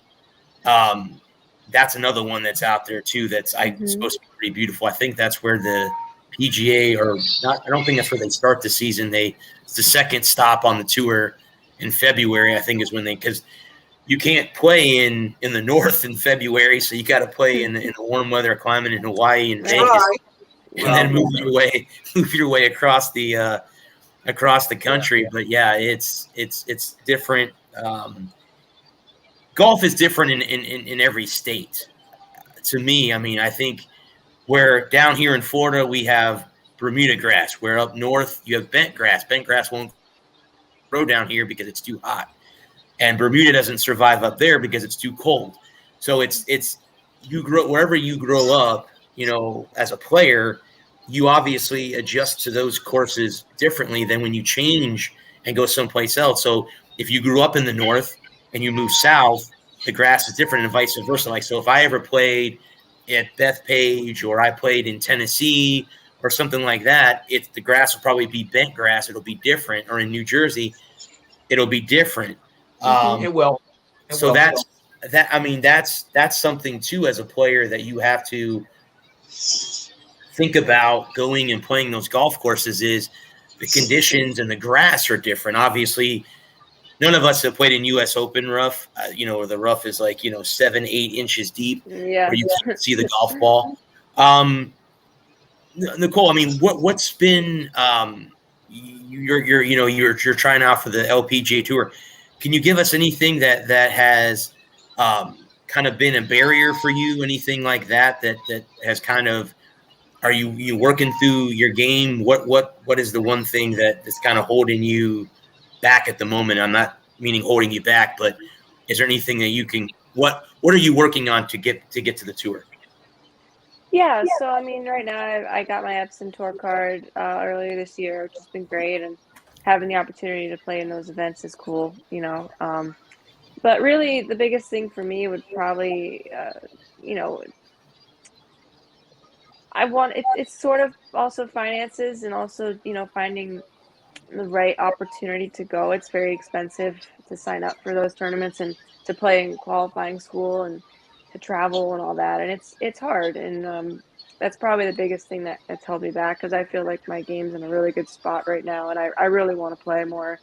But with the tournaments being as pricey as they are, and traveling and hotel and plane tickets, it adds up, and it's hard to justify it sometimes to spend, $8,000 in a week. So that's why I'm also making sure I get my certification, and I can do that, and that will kind of secure it. I'm almost treating it as if it's my college, because I'm not going to an actual university. So making sure I get my schooling done and doing that, because that's going to be the main part of my future, whether I play or not.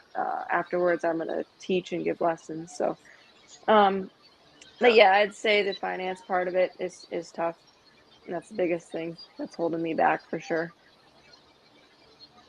How hard is Q school? Just throwing that out there as an amateur player. It's hard.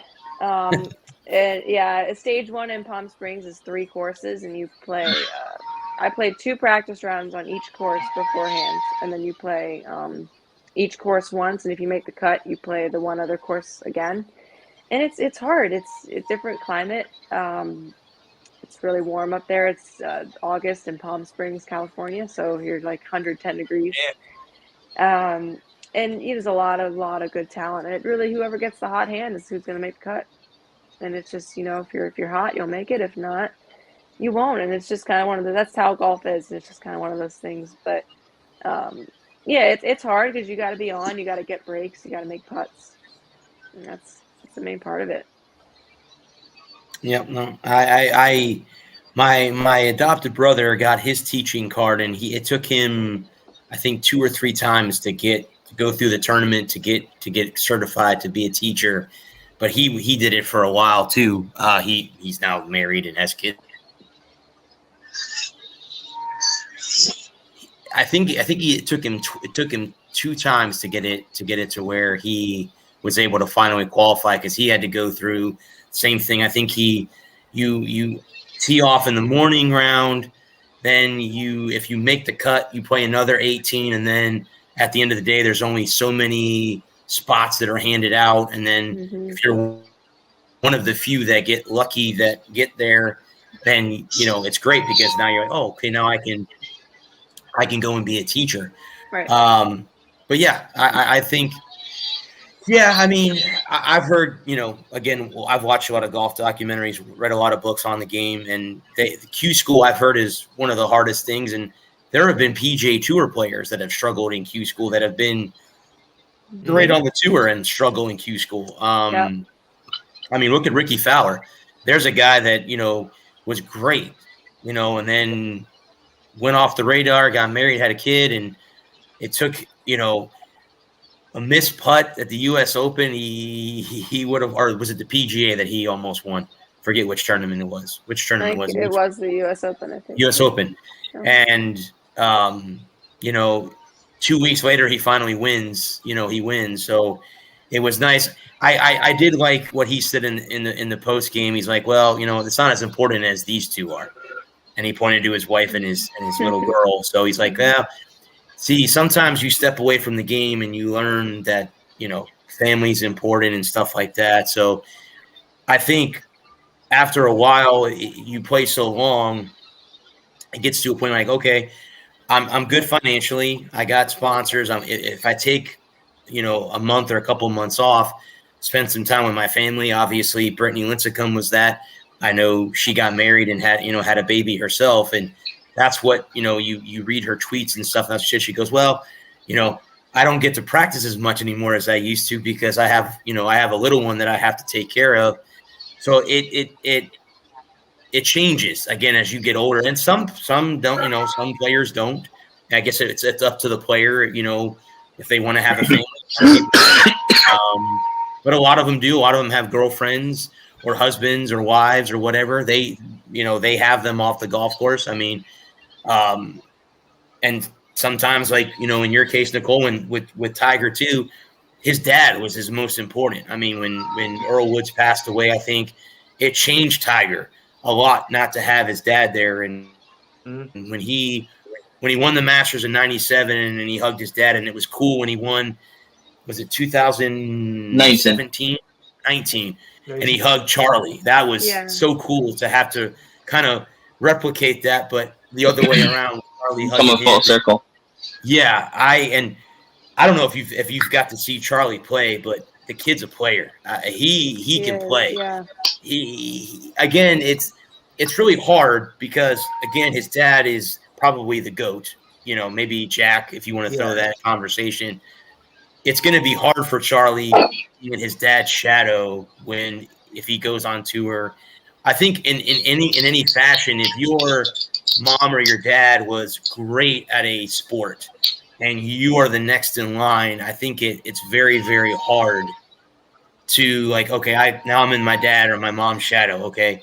Now I got to make them believe that I'm worth being out here.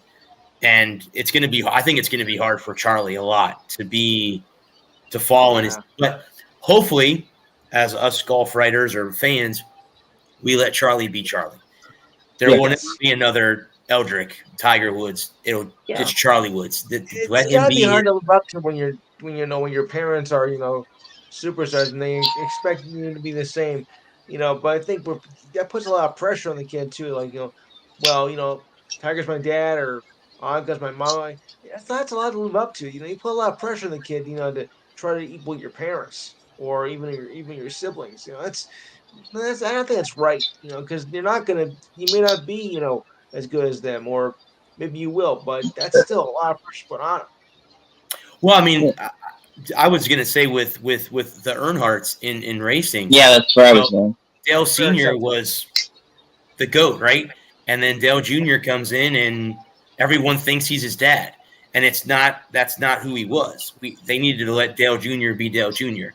They're going to have to let Charlie be Charlie. I mean, and I know Tiger's niece plays on the LPGA Tour, Cheyenne. And she, again, when she first came out, this is the female version of Tiger. No, it's not. There will never be another Tiger. It's let her be Cheyenne. Let her be who she is. Yes, she carries the last name, but let her be her own player.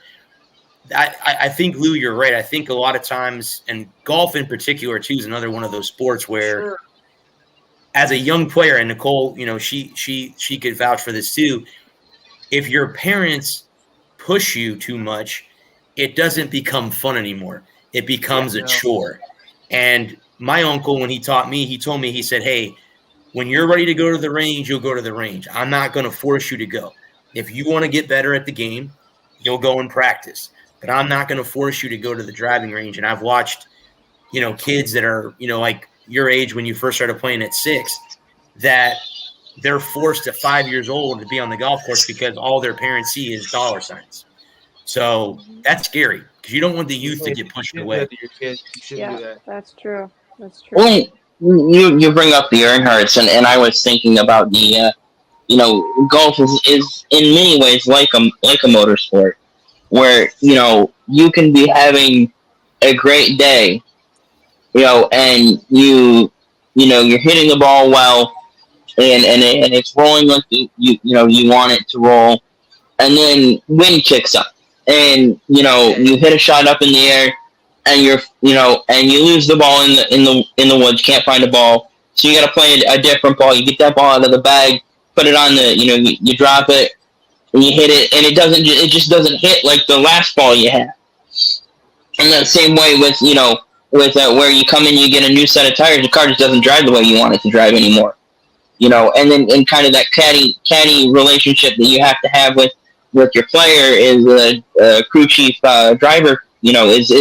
Is the easiest thing, because like in the other sports, in your more traditional stick and ball sports like football or baseball or basketball, like you were saying, you play one position and that's all you got to worry about. If you're an offensive lineman, all you do your offensive lineman job.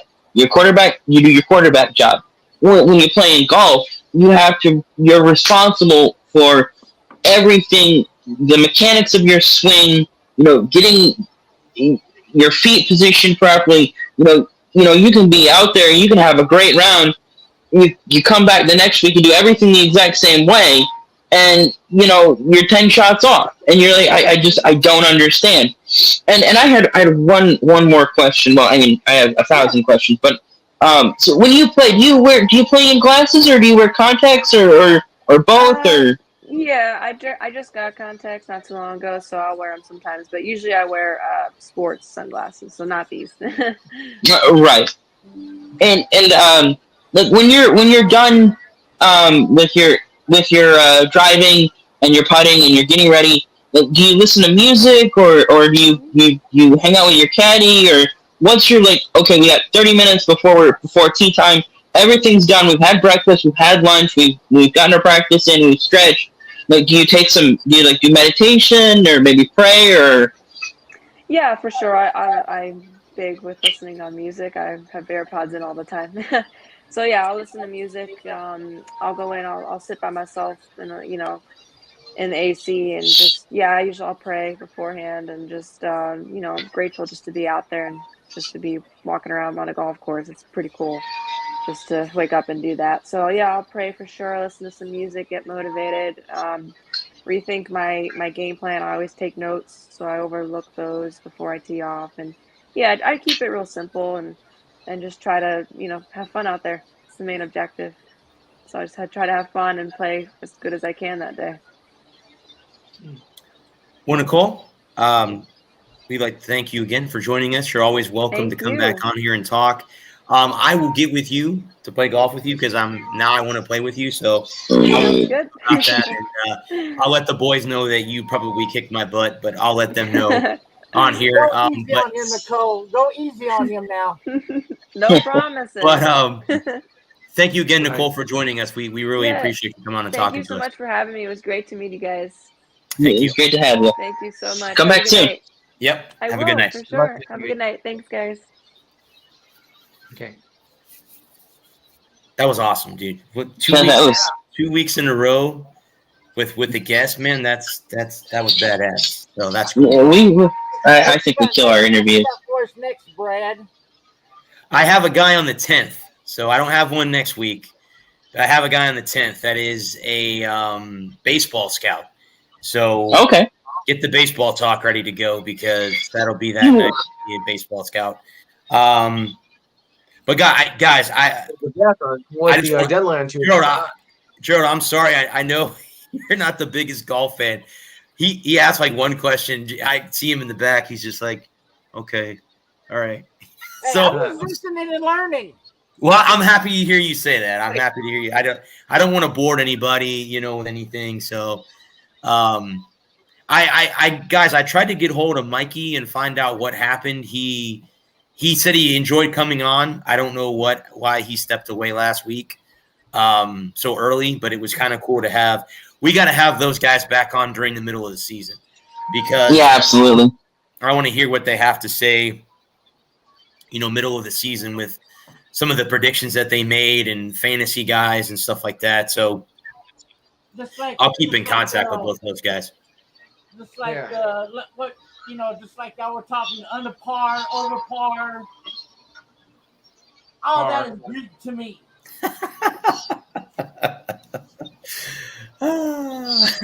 Well, I had fun listening to her. That was me too. Yeah, me too.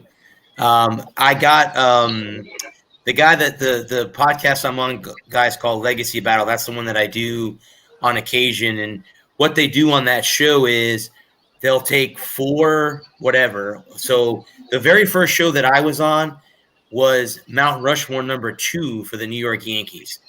And the player that I had was not Lou Gehrig. Who was the one that died in a plane crash? Gerald, wore 15. Thurman Munson. Thurman Munson? That's the guy. I got Thurman Munson. We had 2 that night. I had Thurman Munson and I had forget the other guy. But I had 2 of them, and Thurman Munson actually got put up there. The first one I think was Jeter, Ruth, Mantle, and I forget the other player. Maybe DiMaggio? Maybe DiMaggio. Okay. I was gonna say. But anyway, he got me in touch with Nicole. And I called her yesterday to kind of go through what we did. I've noticed that a lot of the people that come on here, they want to know like ahead of time what we're going to ask them. I tell them we're not going to ask you anything that you're not, personal or anything like that. I'm not going to ask you what your personal finances are. We're not we're asking you boxes of briefs. We're not Fox. We're not NASCAR Fox early 2000s. Yeah. We're not one of the 4 major networks that needs to know every detail of your life. Because the guy that, if I can get the guy to come on about the Lance Armstrong thing, he's been sick. I mean, he's like, can you send me questions? And I'm like, well, technically. We make them up as we go along. I did. So if you go back on my Facebook page and you watch the very first Walker Report that I did, I actually emailed the questions to my guest, who was he's a local radio guy here in Tampa, and he told me in the text, whatever you do, don't ever send your guests questions because you need to. As long as you can say, okay, is there anything before that you don't want us to discuss? So say there's some kind of controversy with them. Don't ask questions. Okay, we're not going to ask questions about that. And then I'll let you guys know, like, okay, this person doesn't like. Let's say Nicole, had done something in her life that she didn't want to talk about. Okay, well then we don't ask her about that because there are a lot of celebrities don't want to talk about certain things too. So athletes are the same way. So I was told, like you said, Adam, we make them up as we go because. I didn't have any I didn't have any pre-questions for her. I didn't have any pre-questions for Dustin or Mikey last week either. No, the only time I've ever done pre-questions, and I've sent them to you, is with the Jim Brandstatter interview, just so that we didn't step on each other. No, it's like the thing about when you have a guest on is that you bring the guest on to talk about a certain topic. So. My goal as an interviewer is to find out, to dig deep on the topic that they're, like Nicole. We're not going to ask her about, Olympic men's polo. We're not going to ask her about, her dating life. Those are irrelevant questions. We're going to keep the questions to the topic at hand. And then if she brings up something else, then we might pursue that. We'll go down that rabbit hole. You want to just read it? Because I can't see it, but it says, thank you again for having me. It was great meeting all you guys. I definitely love to be on again. So that's what she just said. I had a great time having her on. That was fantastic. So I'll go you to know, the guys and send her the copy of the show once we're done. Yep. Absolutely. You know, and my thing, you know, is especially, you know, we're not the big four. We're not ESPN. We're not Fox. We're not CBS. We're not NBC. So our CW. right. We're not even the CW, so we're not even cable access. You know, we're not Wayne's World. We're not. That's who you know. We're not even Butthead. Yeah, you know. So my goal at this. Wait a minute. No, we do have Beavis and Butthead. What, you and me? No, Brad is Beavis and Adam is Butthead. Is that how that works? Okay, that's acceptable. What am I, Daria or something? Oh. Oh, my wife says I'm Butthead. It's not working. I just lost my earbud again. I am the Great Cornelio! Oh my goodness. But you know, when we get a guest, you know, I set out to conduct this professional event interview in a fun, light way that makes them want to come back, A, and B, makes them want to tell their friends, family, poisonous reptiles, whoever they might talk to, about the show, you know, and to, because like if we have a guest, let's say Nicole, you know, Nicole takes it to her team, and they say, "Oh yeah, that was a great interview," you know, and then, you know, next week, couple weeks, somebody reaches out to Brad and says, "Hey, I want to be on the show. You guys conducted a great interview," and then, you know, the next thing we know, you know, we're getting 1,000 views a week. We're getting 1,000 live viewers. You know, I want to keep that energy. I want to be able to build this thing into something fun and relatable and a sports show that you can watch and know that it's just going to be about sports. We're not going to get into race or politics or anything. We're not going to ask her what her favorite movie is. We're going to keep the questions focused. For Adam. We're going to keep the questions designed to engage the guest and let them do their thing and show their passion. You know, if we get big enough where we can have like a Peyton Manning or a Tom Brady or, you know, somebody current, somebody, you know, let's say Andre Vasilevsky, you know, the goalie for the Lightning. You know, if we ever manage to score an interview with him, you know, the idea is to ask him about hockey, you know, to keep the questions focused on hockey and not worry about the other stuff that might be going on in the world, you know, and not, you know, because like, I'm sure he doesn't want to field questions about the real world, the Russian stuff. Yeah, yep. It's not. Same way with Dale Jr. If we happen to get him on, you know, we're going to ask him what he thinks about the newer NASCAR format. Yeah, ask him questions about, you know, racing with his dad and about, you know, racing, you know, what was it like to race, you know, you race in the late 90s with your father.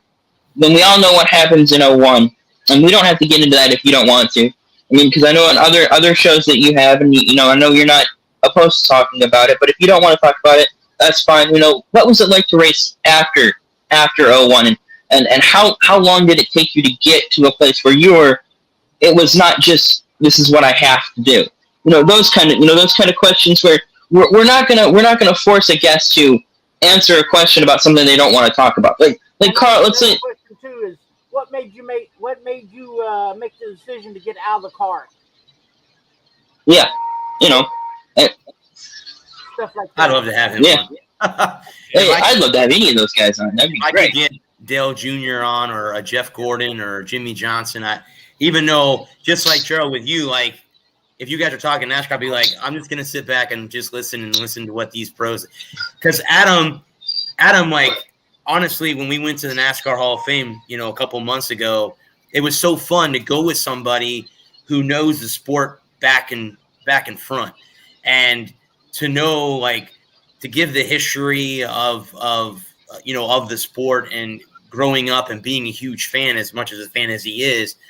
And yes, did it suck that we didn't get to see Charlotte? Yes, but the Mother Nature ruined that because as soon as I, took off from Charlotte, North Carolina, it was blue sky all the way home back to Tampa. But at least you got and they're in the Daytona NASCAR this Hall of weekend, Fame. so there you go.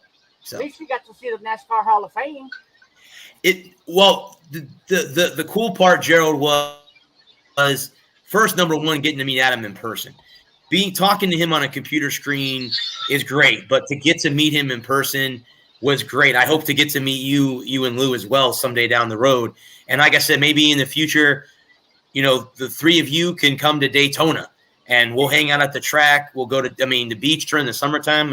Come on, girls in bikinis and come on, girls in bikinis, I would have to stay away from. Oh, I'm sorry. That's right. He's married. My fault. Hey. He can look. He just can't touch. Touch. That's right. He can look at me. He's gonna get one of them. He's gonna get one of them college girls with a rich daddy. They're gonna take care of him. I'll be here, boy toy then. I didn't know they don't have to kid. No, this is. I'll pull up in front of Adams in a $250,000 Lambo. Hey, if you're letting your kids watch this show, that's bad parenting. That's not on us. I'm just gonna, in 2 years, because this year Florida plays Texas in Texas, so next year it'll be in Gainesville. So the following year, if they're back in Austin, I'll have to make a trip down to Austin to come down and see the game. We need to get together, and I take you down and show you DKR Texas Memorial Stadium, and take you around and show you some of our hot spots. Sounds good to me. But I'm not taking you to Hippie Hollow. And then I, go visit New Jersey. I've been to where is the Prudential Center? What city, Lou? Newark. Yeah, I've been in Newark. That's the only place in New Jersey I've been is in Newark. So. And also, I'll take you down to the Longhorns Wall of Memorial too. That would be awesome. That would be awesome. Because I even take you to the Starlight Club. That's part of the the UT Athletics Club, to where they let number of people go in there and eat. Sometimes even you get to see football players and coaches come in there. Just don't wear maroon and white, right? Just don't wear those colors in Texas. Oh, boy. Don't be wearing OU down here. Don't be wearing No, I wouldn't. I'm not a fan of the Sooners anyway, so you wouldn't see me doing that. But yeah, I would. Speaking of meeting Adam in person, guys, if this works out, and I hope and pray it does. Next year. In March, Adam is flying into Austin, Texas. We're going to catch all 3 days of NASCAR at COTA. I'm going to be taking a plane because my arms will be way too tired. Yeah. We're going to catch the NASCAR truck. Oh, wow. The Infiniti and the Cup. And there's nothing like experiencing it in person. There isn't. Well, you're sitting there and they're coming around and all that noise and the ground starts shaking like that, and you're like, oh. If Mother Nature didn't ruin that opportunity, I would have been able to tell you about that. Because I still have. Yeah, we're gonna do that again. So I've yet to be to a NASCAR race. So yeah. The funny thing, like I told Adam, is the first year that I wanted to watch the 3, I got up to watch the F1 race, Monaco, and it rained. Yep. And I'm like, I get up early in the morning to watch that race, and it rains. The next year, I go to Charlotte, and it rains. I said, so now, if I go to Indianapolis 500, it'll rain in Indianapolis. That way it'll rain in Indianapolis. Texas. We don't need you coming down to Texas when we play Florida. We don't need that. Well, it was funny. We had gone into we had sat in the car all afternoon because it was raining, and it was nasty. So we go into the stadium, right, and they got the Indy 500 on the big screen, and so we're standing there watching it.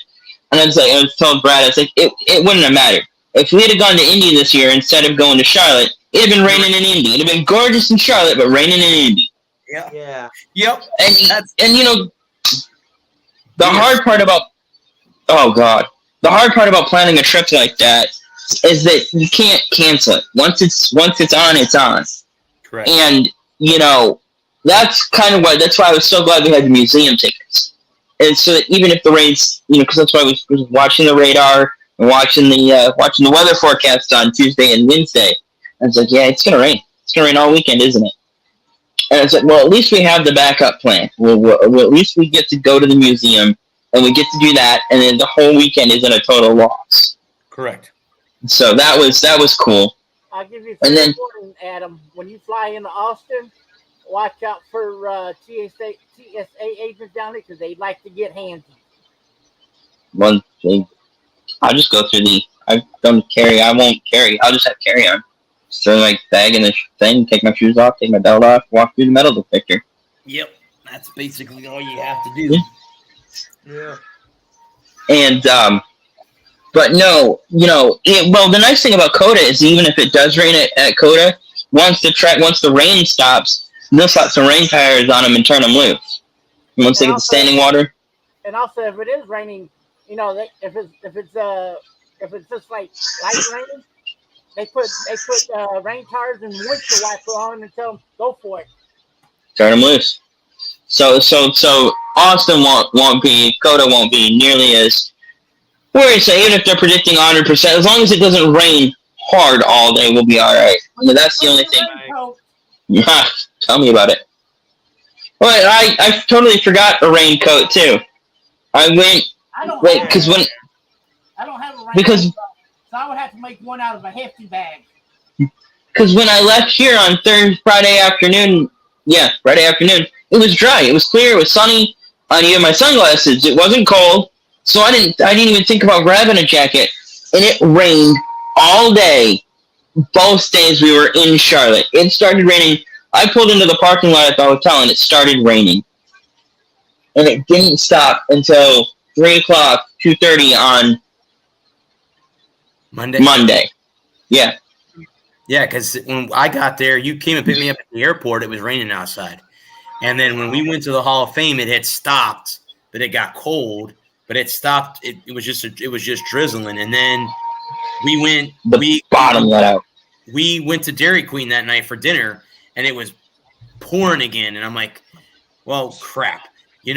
Hopefully it stops until tomorrow. We got up to go to breakfast that morning, and you looked outside, and it was just downpouring. And I'm like, okay, cool. Me and Adam, what time did we get to the track? But I don't know, 11 o'clock? Didn't we get there? 10 o'clock. Yeah, 10 or 11. So we sat in the car till 3 o'clock, and the rain would come down in sheets and then stop, and then come down in sheets and stop. We got out of by the time that me and Adam got to the gate to go in, we were soaking wet. Both of us were soaking wet from head to toe. The rain had come down that hard, and I remember him saying, once the Indianapolis 500 is over, we're going home. I'm like, okay. And we did. As soon as it was over, we walked out to the exit, and I don't know why the track did this, but they stamped your hand, which it's going to wash off in the water. I don't know why that was. It should have stamped a ticket, or if you had a digital ticket, marked it somehow to where you could come back if it had stopped raining that night, or on Monday you could come back and watch the race on Monday. So well, thankfully it did. They called it. By the time we got back to the hotel, got dried out, they had already called it. So it wasn't like because we had talked about like what we were gonna do. It's like, well, if it stops, because there was a break in the rain about 3:30. There was an opening in the radar, and both of us were standing there watching the end of the 500. It's like, if there's a break in the radar, they need to tell the weather because it ain't stopped raining. No, it didn't. It did not stop raining. And so we decided to call it. It was my call because I was driving, and was like, this is stupid. We're not racing tonight. We're not racing today. We're done. So we packed it up, and thankfully we didn't bring any like bags or anything, so we didn't have to pack anything out. But so we got back out, like you said, they stamped our hand, and by the time we got to the car, it was gone. Yeah, mine was already. Yeah, it was already gone off my hand. And so. Do you like old-fashioned barbecue? I like all kinds of barbecue. Okay. Yeah. Barbecue's best. When you come into Austin, I take you down to Elgin and take you to Elgin Southside Meat Market where you can get the best damn barbecue in Texas. Sounds good.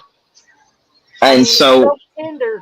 If you try to pick it up, if you try to pick the brisket up with a fork, it just falls apart. sounds good. Sounds brilliant. And if you just get the brisket and the sausage and not the potato salad and any other of the stuff to go with it, they'll actually put the brisket and the sausage on butcher paper. Right on. Ugh, you're making me hungry. I think the best barbecue I've had so far is in Tennessee, in Nashville. So, and I'm going to do Brad the same way if he comes down here for the Texas game.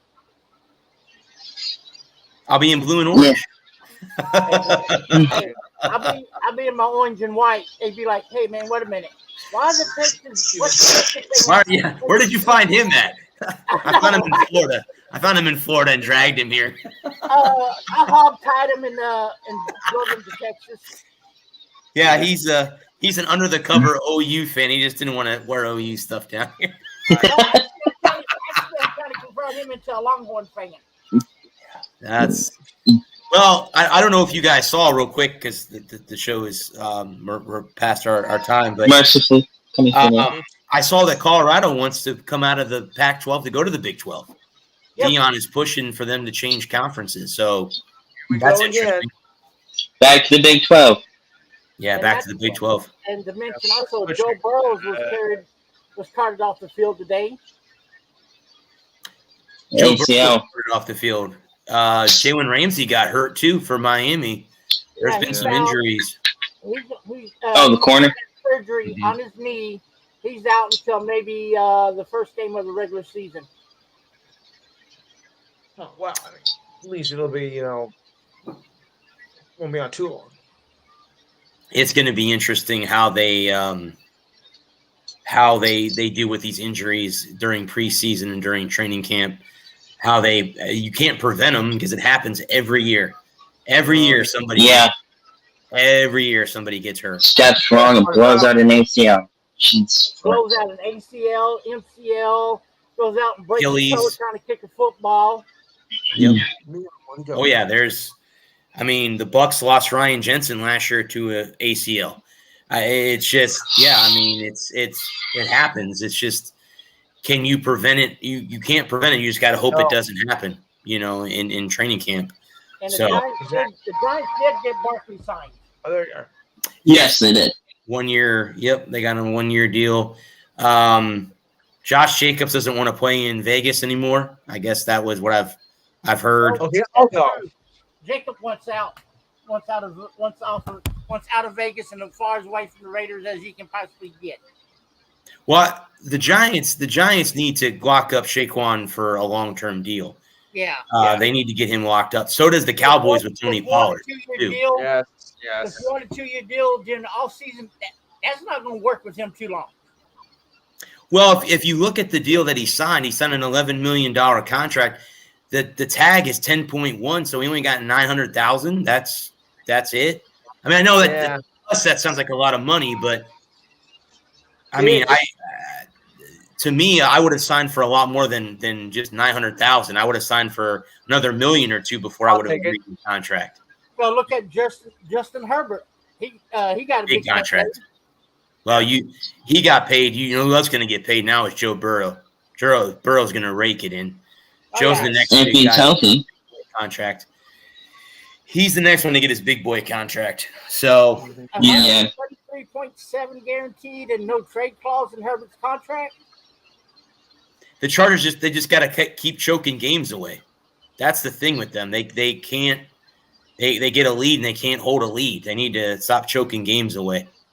Sorry for any Charger fans that are out there listening. I think the biggest problem with the Chargers is that defense. And that could be 100% true. Mm. Well, I mean, because they had they led 28-10 halfway through the third quarter? Yep. In that playoff game and pissed it out the window? Uh-huh. Yep. That is true. I saw it stupid. They came back. They came back in the second half and just rolled over and played dead like a dead dog. Well, I was gonna say, thinking back to the comment, buddy, you made about our guests, we've only had 2 bad ones on this show. You think so? I'd say not really 2. I'd say 1 bad one, and that was the whole fiasco with Alex. The coach, I talked to the guy that got me in touch with Coach. According to him, he's really busy right now, and maybe I'm taking him being busy as ignoring us. I would love to have Coach come back on here now that we got all the technical difficulties all fixed, because that was a great interview too. It just sucks that no one got to see that show because I guess I wasn't connected to Facebook. StreamYard every once in a while will ask you to reconnect at certain destinations. Yes. I didn't quite catch that before the show started, and yeah, it was bad news because at the time I didn't have the account that I have now, where I can go to 3 different platforms at one time, and if I wanted to upgrade even more, I could do 5. But right now, I'm kind of cool with the 3, and everything seems to be working out with the 3. But I would like to have Coach come back on, and yeah, absolutely, sure. But yeah, I think we've had a all our guests have been great, and it's been great to have them come on here, and some of them have been like with Jim Brandstander, he was on most of the show. Nicole tonight was on most of the show. Dustin and Mikey last week were on most. A lot of our guests kind of, usually it's, oh, okay, I got to go in 20 minutes or 30 minutes. Most of them stay on here for a good portion of the show, which makes it nicer for us because it, questions. But again, I always prepare. Like I had notes on a lot of things. If she could only talk for 20 minutes and she had to go, I had enough, content for us material. For us to get through and talk about. And, but yeah, I mean, this was great, guys. This, it's kind of melancholy for me because this will be the last show that I do from this location. One thing before we go. Yeah. I got a trivia question for you, Adam, and Brad. Lou, you don't say nothing because you know the answer to this already. Right. Who wore number 33 for the Dallas Cowboys and had the longest touchdown run from scrimmage? Tony Dorsett. That's easy. And who did he do it against? Oh God, who did he do it against? The Raiders. Nope. Miami. Minnesota Vikings. Yep. It was Monday Night Football, was it not, Gerald? Yep.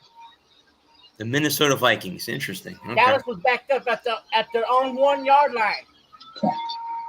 I can it off to Tony, and Tony's just like, "See ya."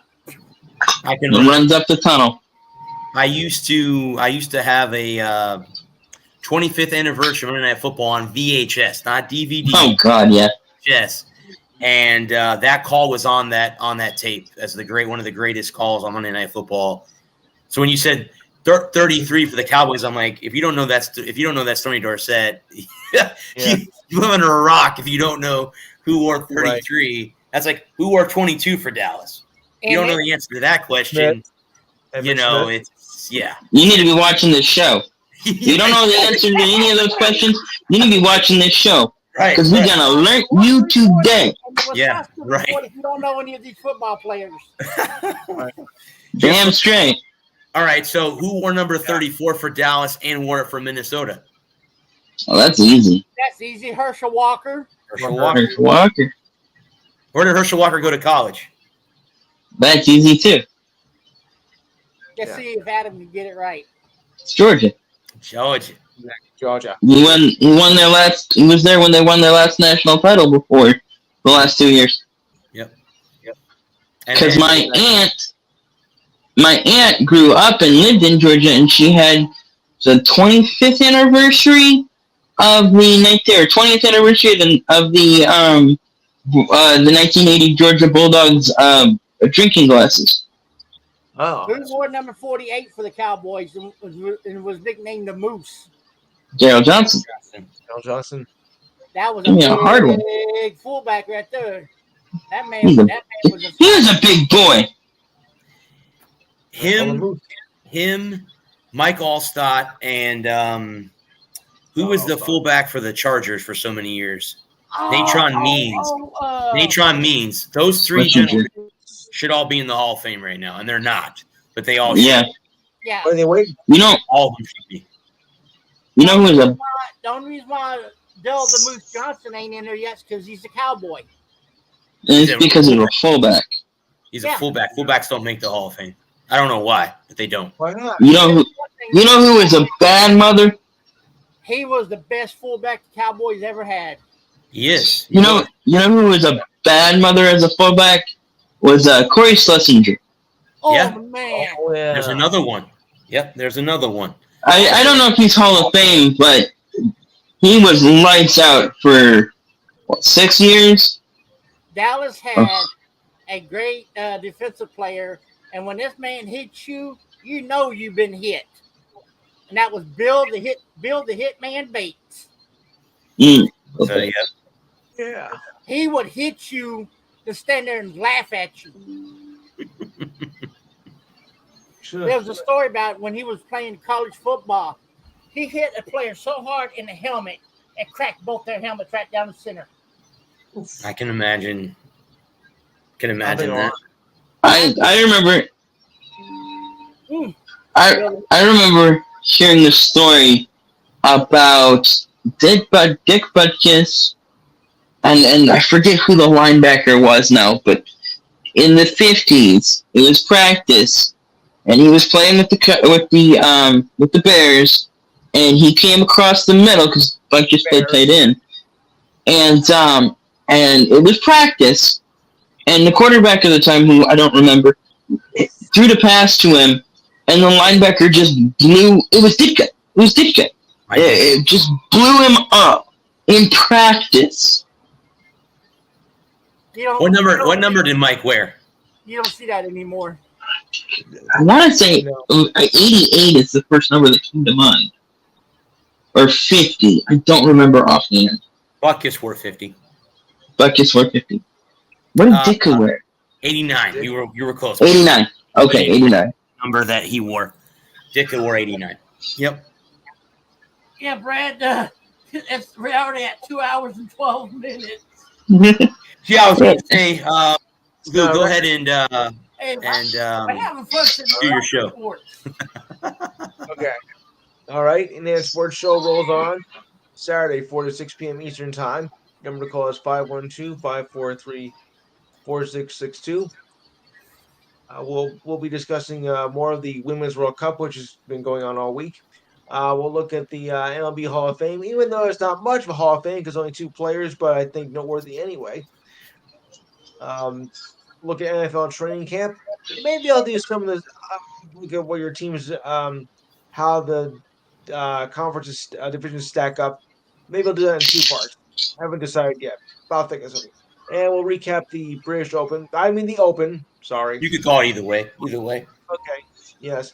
And more baseball news as the trade deadline comes up on Tuesday. So we'll get your thoughts on that. Oh, is it that early? Yes. August 1st.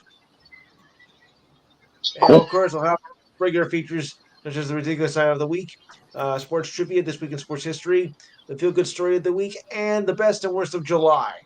And I got a few. So, and don't forget, if you can't make this show, just go to YouTube, type in the Enhanced Sports Show, and voila, you're there. The show will be in its entirety. Trying to work out some problems because YouTube is giving me a problem. I can hear you guys when you call into the show, but on YouTube you can't really hear it. There's must be something wrong with a setting problem, so I'm trying to work that out. Hopefully by Saturday or next Saturday I'll have that done. Pray for me. If you need help, holler at me. Thanks, guys, again for making the show great.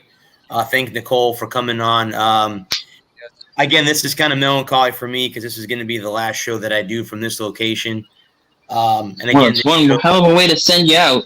This show grew up in this apartment that I'm in now. The first show I did it from my bedroom, and I did from a lot of shows from the room. And I moved out here recently because it just became easier. There's more space out here. But thanks to everyone that came on. And again, the show's not ending, guys. We will be back next week. I'll just be in a different location next week. But The show will still be happening every Thursday, unless something comes up, and I'll let you guys know ahead of time if something does come up. But we'll be back next Tuesday. We'll be back next Thursday at 8:00. We might have the guy on for the Lance Armstrong next week. He's, I think, a couple hours behind us. I think he's in Central America, so the timings there is different. So I guess are different. But before we go, thank our first responders and the men and women of our armed services. Thank you for doing what you do. We wouldn't be here without you guys. Until next week, I am the Sportster Bradley Walker. I am going to get off here. Everyone, have a good night. See you guys next week. Peace. Prince, end it.